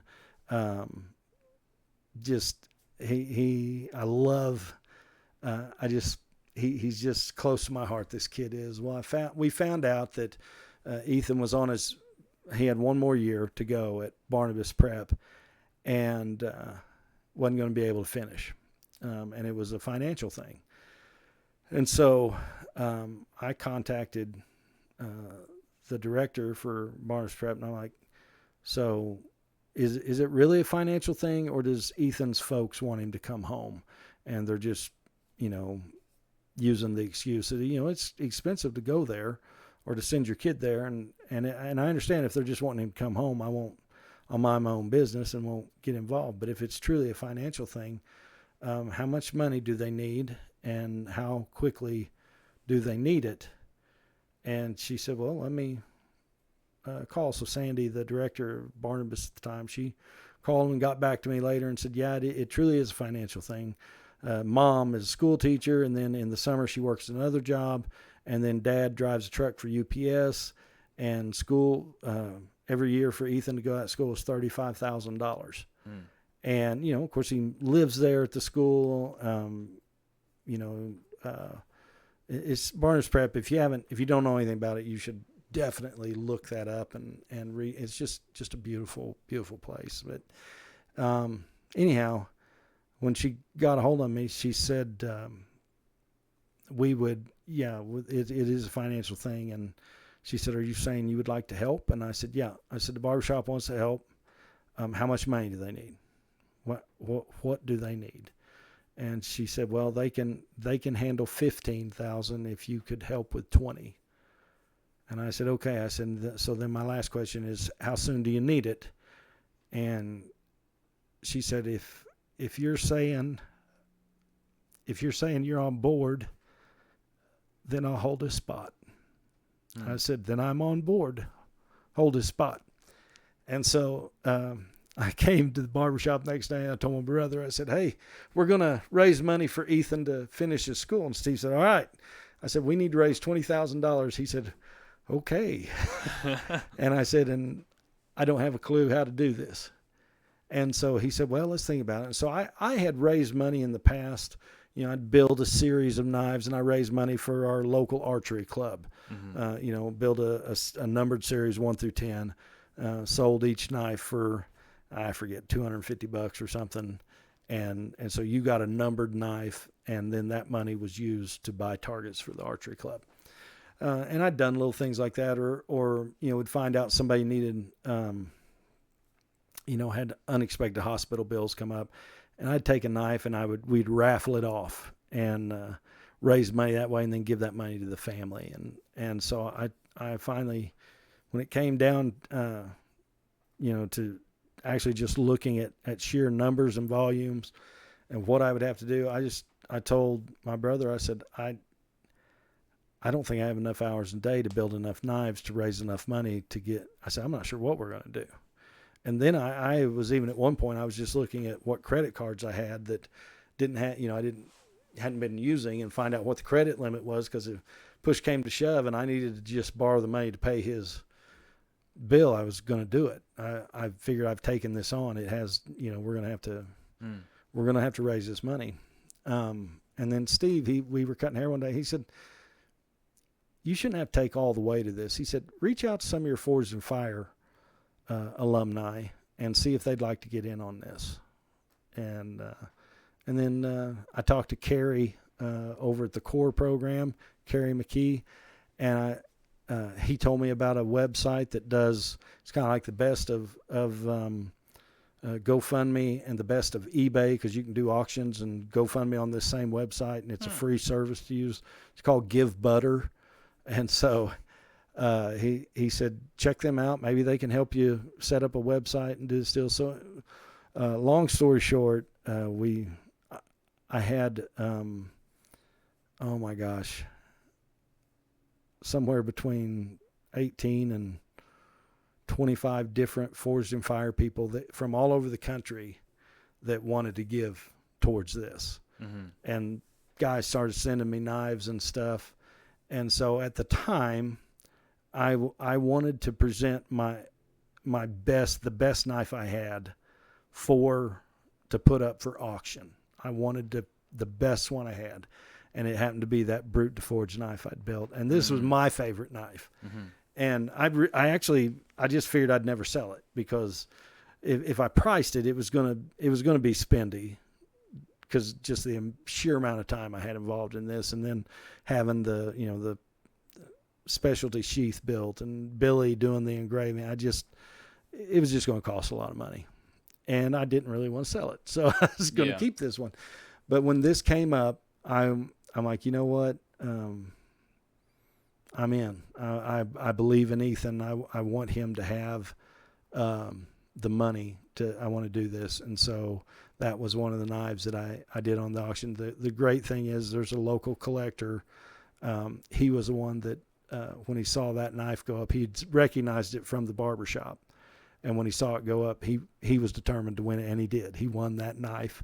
And so he has it. I know where the home is that knife sets in. And that's I know cool. The person that owns it, he's a great, just a genuinely wonderful person. And I can't thank him enough for his generosity, but he paid up for that knife. And I think he did so because it was helping Ethan. And Ethan is just, what a quality person. I mean, just if you ever get the chance sometime to tour Barnabas Prep, they are wonderful young people over there, and it's an incredible program, and it allows those young folks to learn some life skills and to integrate into society. Ethan right now is working in a barbershop in Columbia, close to his house. And he works over there 2 or 3 days a week, sweeping, cleaning the bathroom, and visiting with the clientele. And when he was at the barbershop, I didn't care what Ethan did. I just wanted him to hang out with us. And we just wanted to work on the social aspect, because Ethan, my brother's here, he could tell you exactly what his challenges were. But he could do math in his head so freaking fast. I mean, so he had this thing. He'd introduce himself to you. Was he autistic? Yes, Okay, yes. yeah. And he would introduce himself to you, and then he'd ask you, what's your birthday? And so you would tell him what your birthday is, and before we could get it typed into Google, he could tell you what day of the week you were born on, Monday, Tuesday, Wednesday, whatever. And he doesn't forget. So the last time that he was working in the shop, and I was in the shop with him, I was cutting hair, and one of the clients are always amazed by this because he could do it off the fly. He was so fast. And I said, well, this is what amazes me. He said, okay, what's that? I said, Ethan, can you tell me what my birthday is?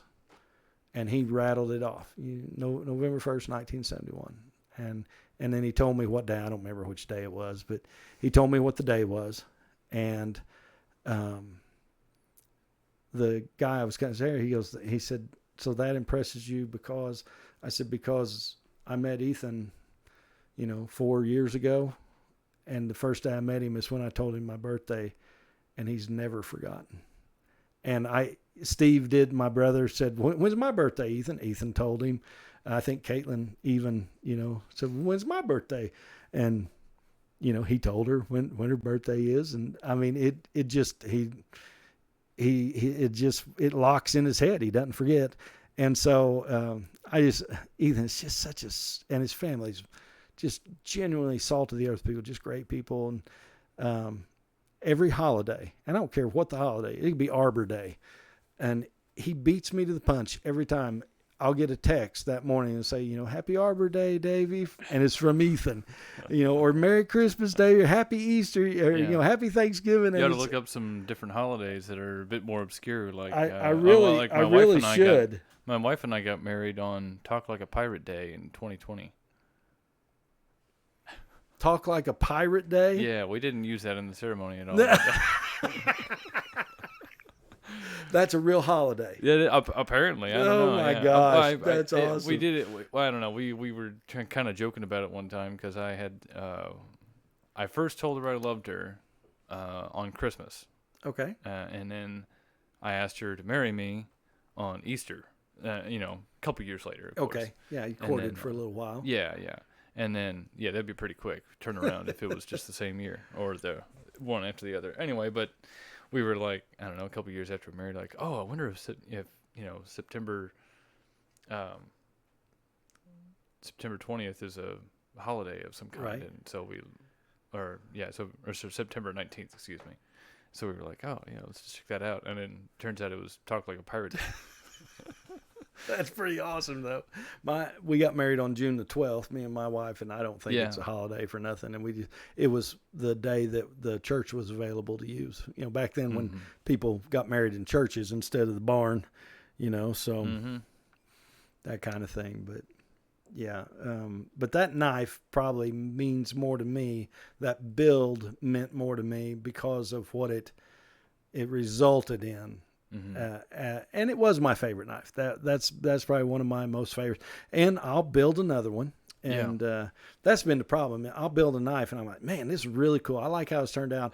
And then somebody will come in and go, hey, is that for sale? Yes, it is. And I'll sell that knife. And then I think, well, I'll make another one. And sometimes I'll make another one, but I sell it too. I have yet to keep, let's see, I've kept 2 knives that I've built. Just 2. The very first knife I built actually came back to me. Really? And through a series of events, that was funny. Well, no, you didn't sell the one that you made with your dad, did you? Yes, Or I did. You did sell that so, one. Okay. So I'll try to cut that story down as short as I can. But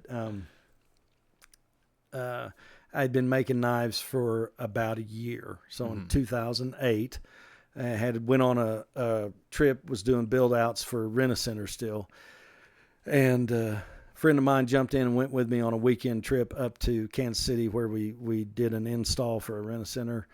And on our way back through, he said, "There's a gun shop in Garden City here." He said, "Swing in there. Let's go see if they got anything they want to trade on." I said, "Okay."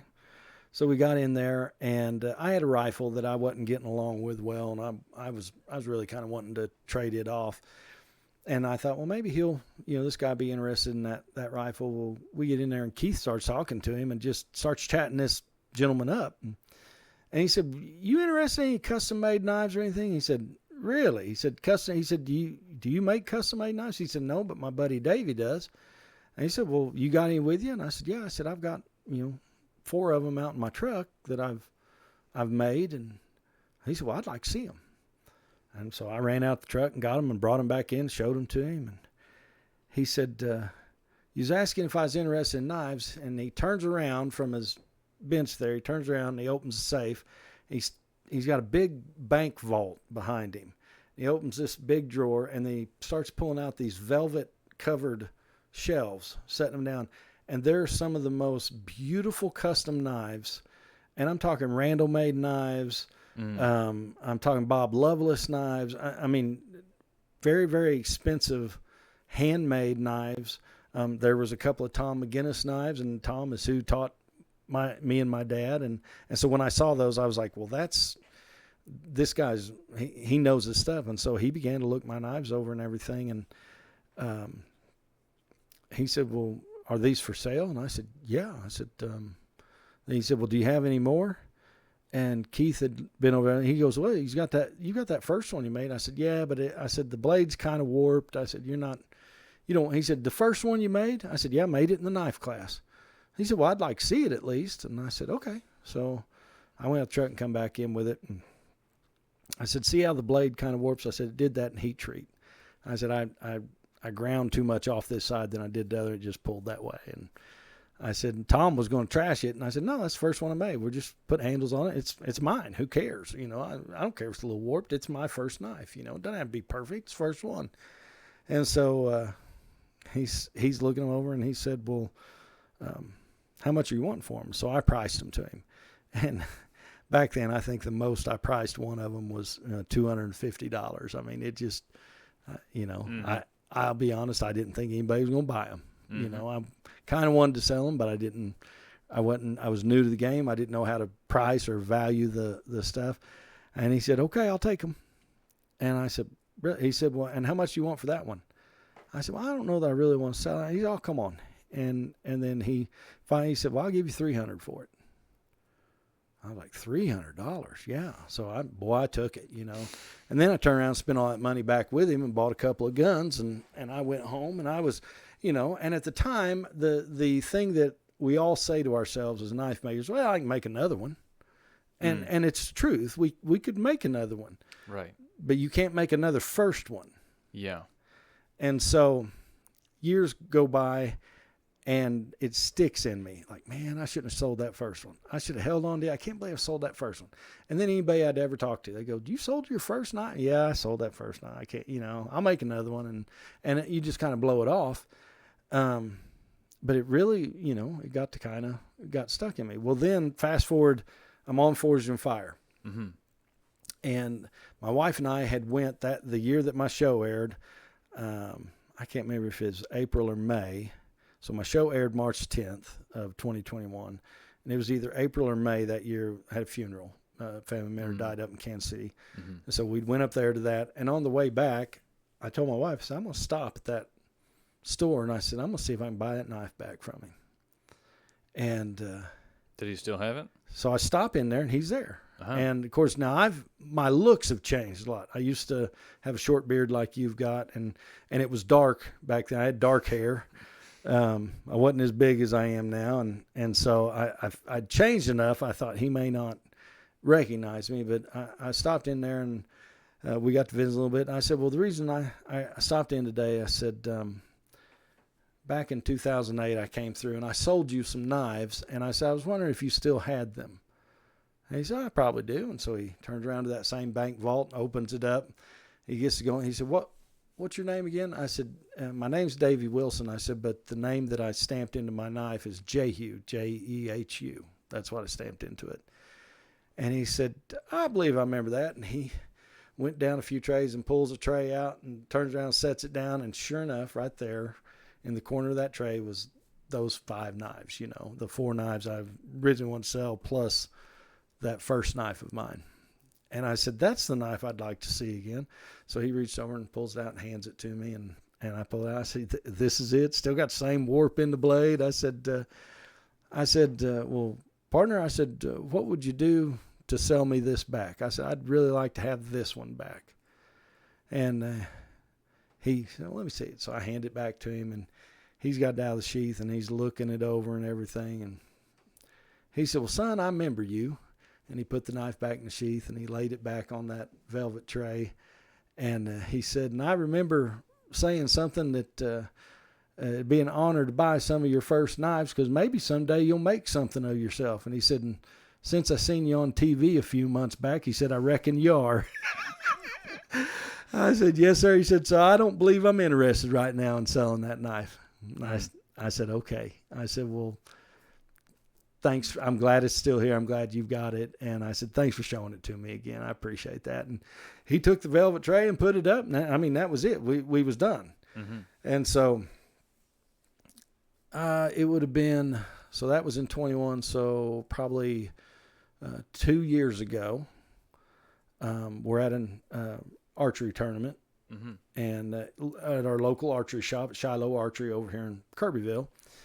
And we just shot that morning. We're in the afternoon sitting inside the shop in the air conditioning, visiting one another. And I get a phone call from a friend of mine, Mike Messenger. He goes, hey, man, he said, I got a question to ask. He said, did you ever do a collaboration piece with Tom McGinnis? I said, no, I never did. I said, I took his class. I said, but it wasn't a collaboration piece. I said, I just had he said, well, I just bought a knife from a guy that he had bought from a garage sale. And he said, it's got your initials, your Jehu stamped into the blade. But he said the tag on it says it was a collaboration piece between you and Tom McGinnis. I said, well, Mike, I said, there ain't nobody. I said, I don't know if it's, he said, well, it's not like your logo. I said, okay. I said, but I don't know why anybody'd want to copy me. I ain't nobody, you know, that don't make no sense. And I said, and I sure haven't done a collab with Tom McGinnis. I said, so I don't know what you got, but I'd love to see it. He said, well, I'll tell you what. He said, I get back to the house, I'll take a picture of it and I'll text it to you. I said, okay. So an hour or so goes by and I get back to the house and Mike texts me and I pull it up and I open it and it's a picture of that very first knife I made.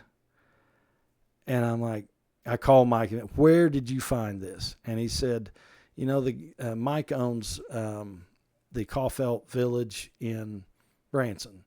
And they've got the Two Sisters antique store, but there's a guy that owns he does leather work and he's got knives and stuff and kind of a man cave area that he's got over there in a shop and does wood carving, different things.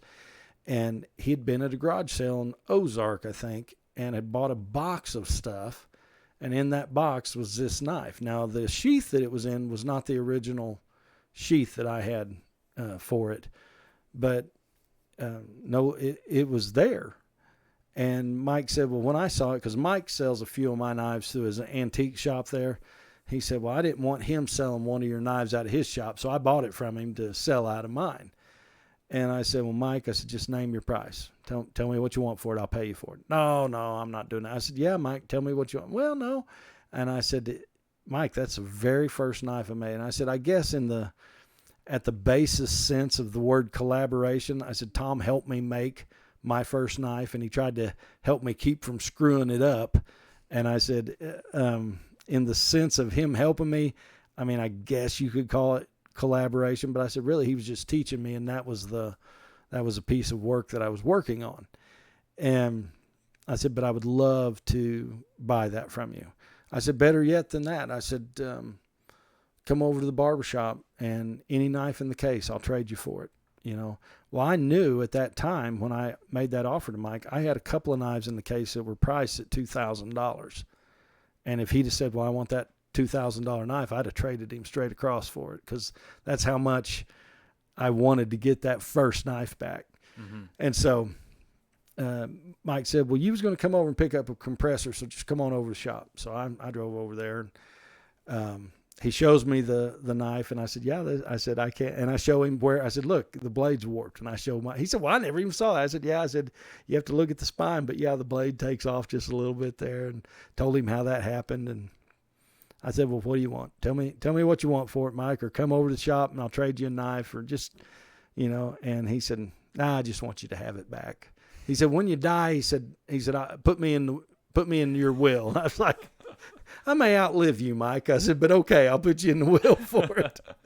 But that's how I got back so I guess I've kept two knives. The other knife I kept was the first knife that I built that I actually got positive feedback from the president of the National Knife Collectors Association. Mm. And I'd posted, Lacey Smith from Alabama, Damascus, had posted a picture of my knife, and she gave me all this great feedback on it.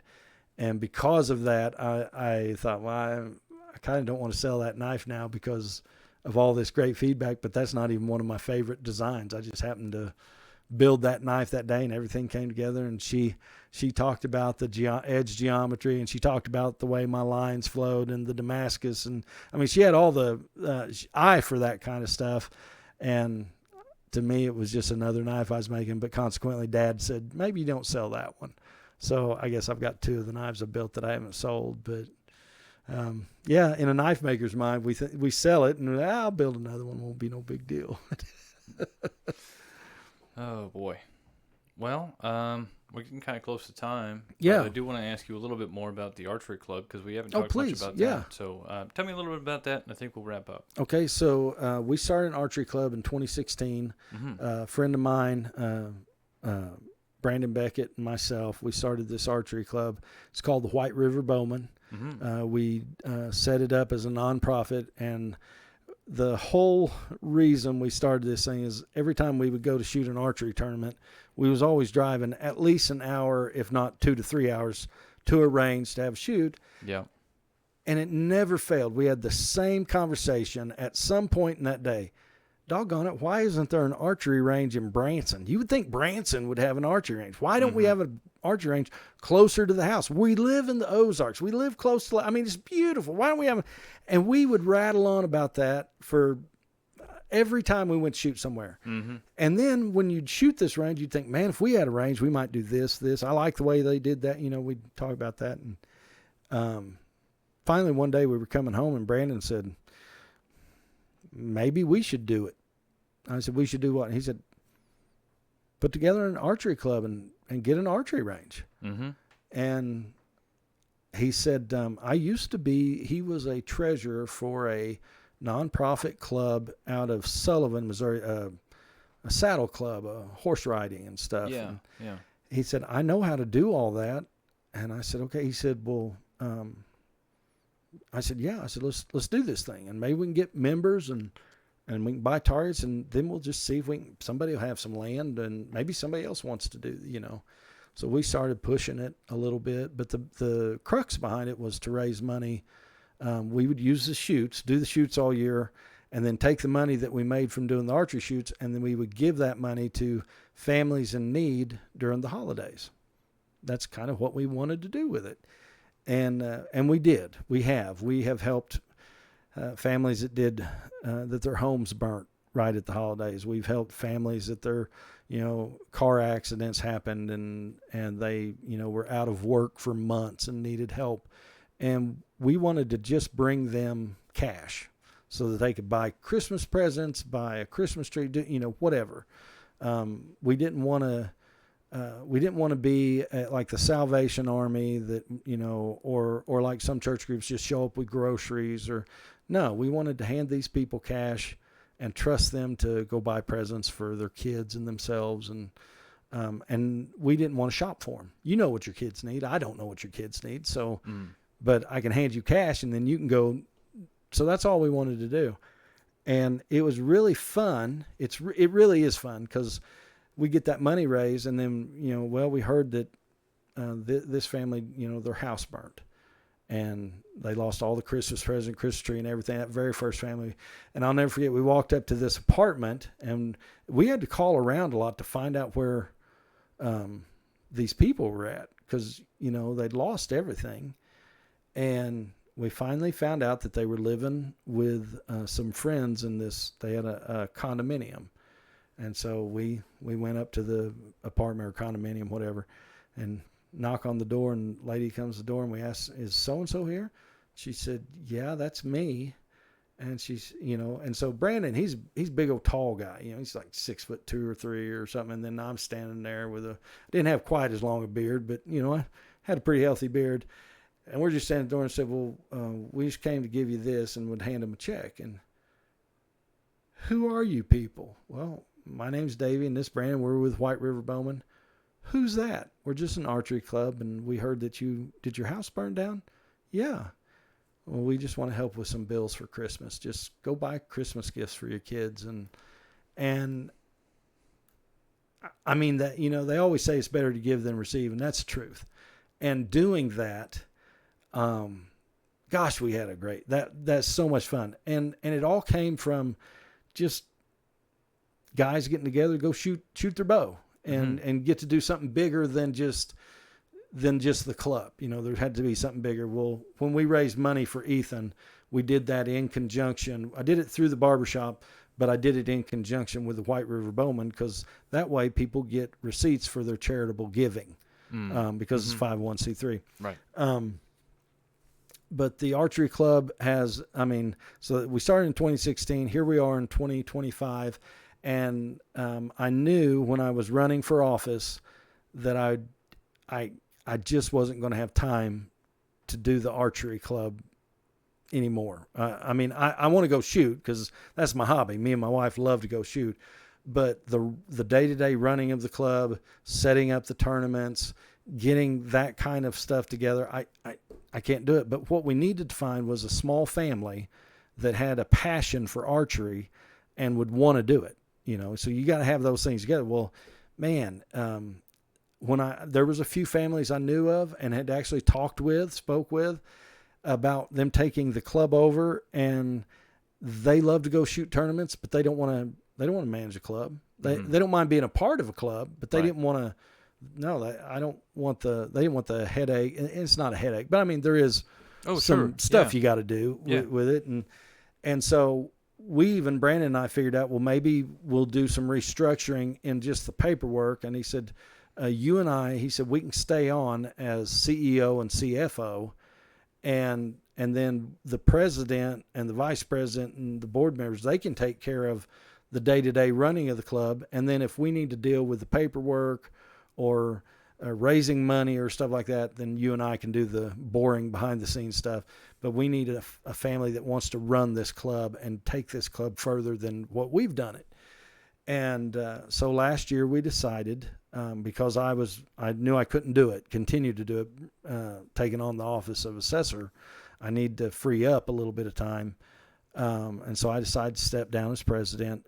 And that's when, about the time we met Richie Brown and Cassandra. And Richie is a fourth generation archery shop owner. So he's the fourth generation of people doing this art shop. His grandfather owned Arrows and Antlers Archery here in Forsyth back in the 70s and 80s and 90s, largest archery shop in southern Missouri.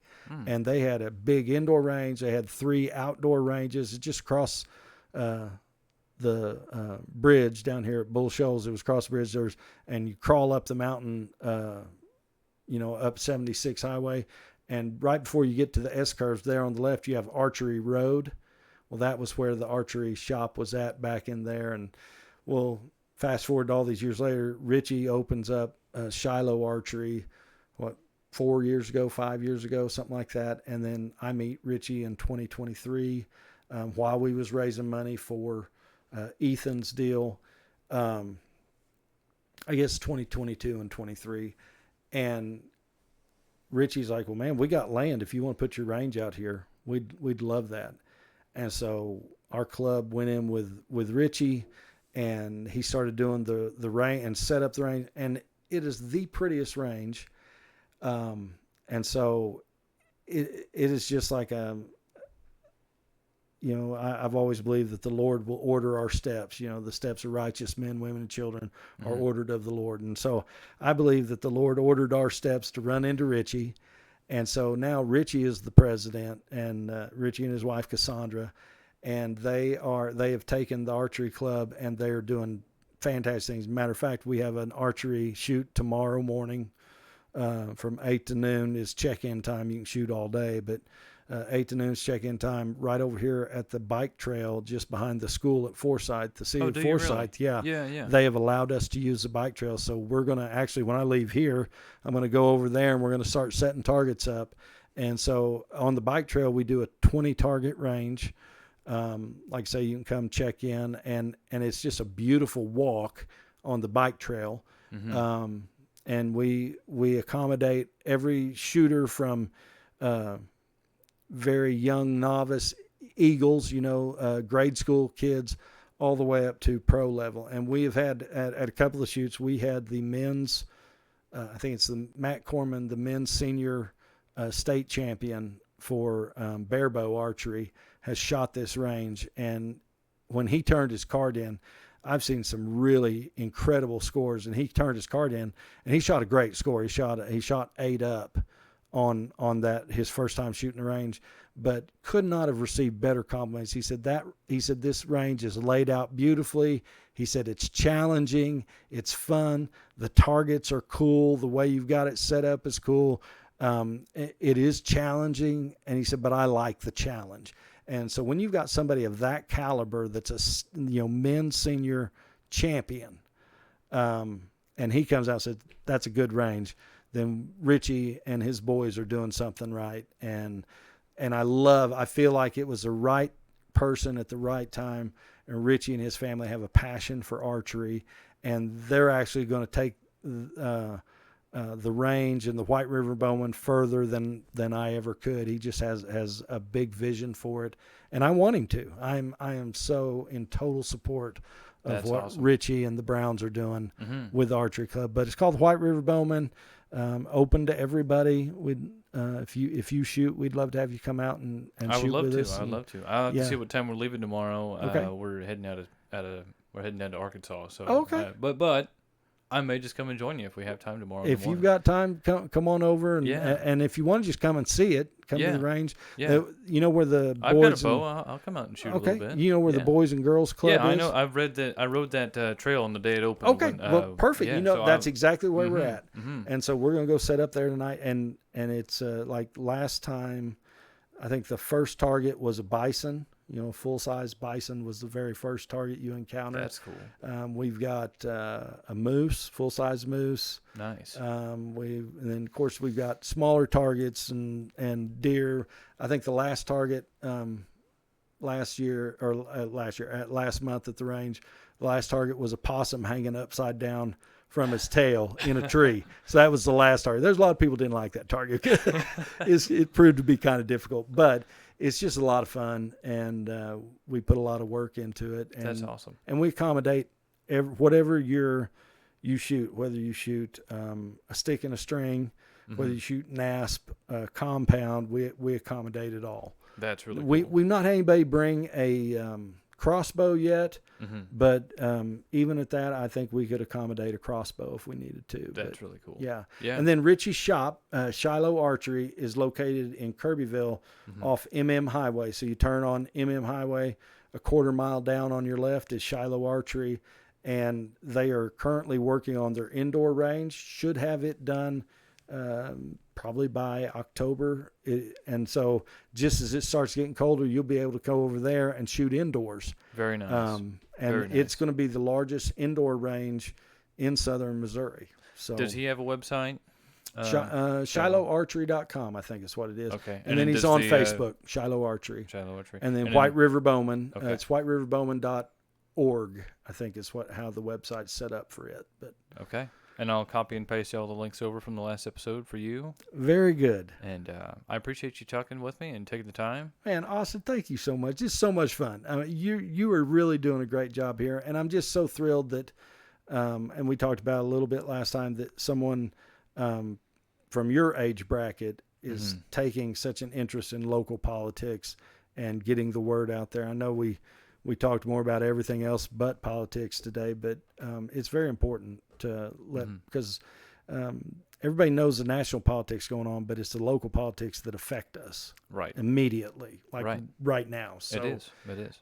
we need to be plugged into that, and I appreciate what you're doing. I'll have to check in with you again and see if you want to do another episode in maybe about 6 months or so after you've taken office and the fires kind of die down a little bit. Absolutely. But, I'd love to. And by then, hopefully I'll have my feet under me and definitely have more answers for you, especially when it comes to specific stuff, whether on assessments or how we come to numbers with, how you assess the value of a car or a truck or something, and just, I want to be, and I want the office. And I think everyone at the courthouse wants all their offices to be this way, but I'm really pushing for total transparency and to just be as helpful and neighborly as possible, because we're neighbors. Let's just help one another and serve one another.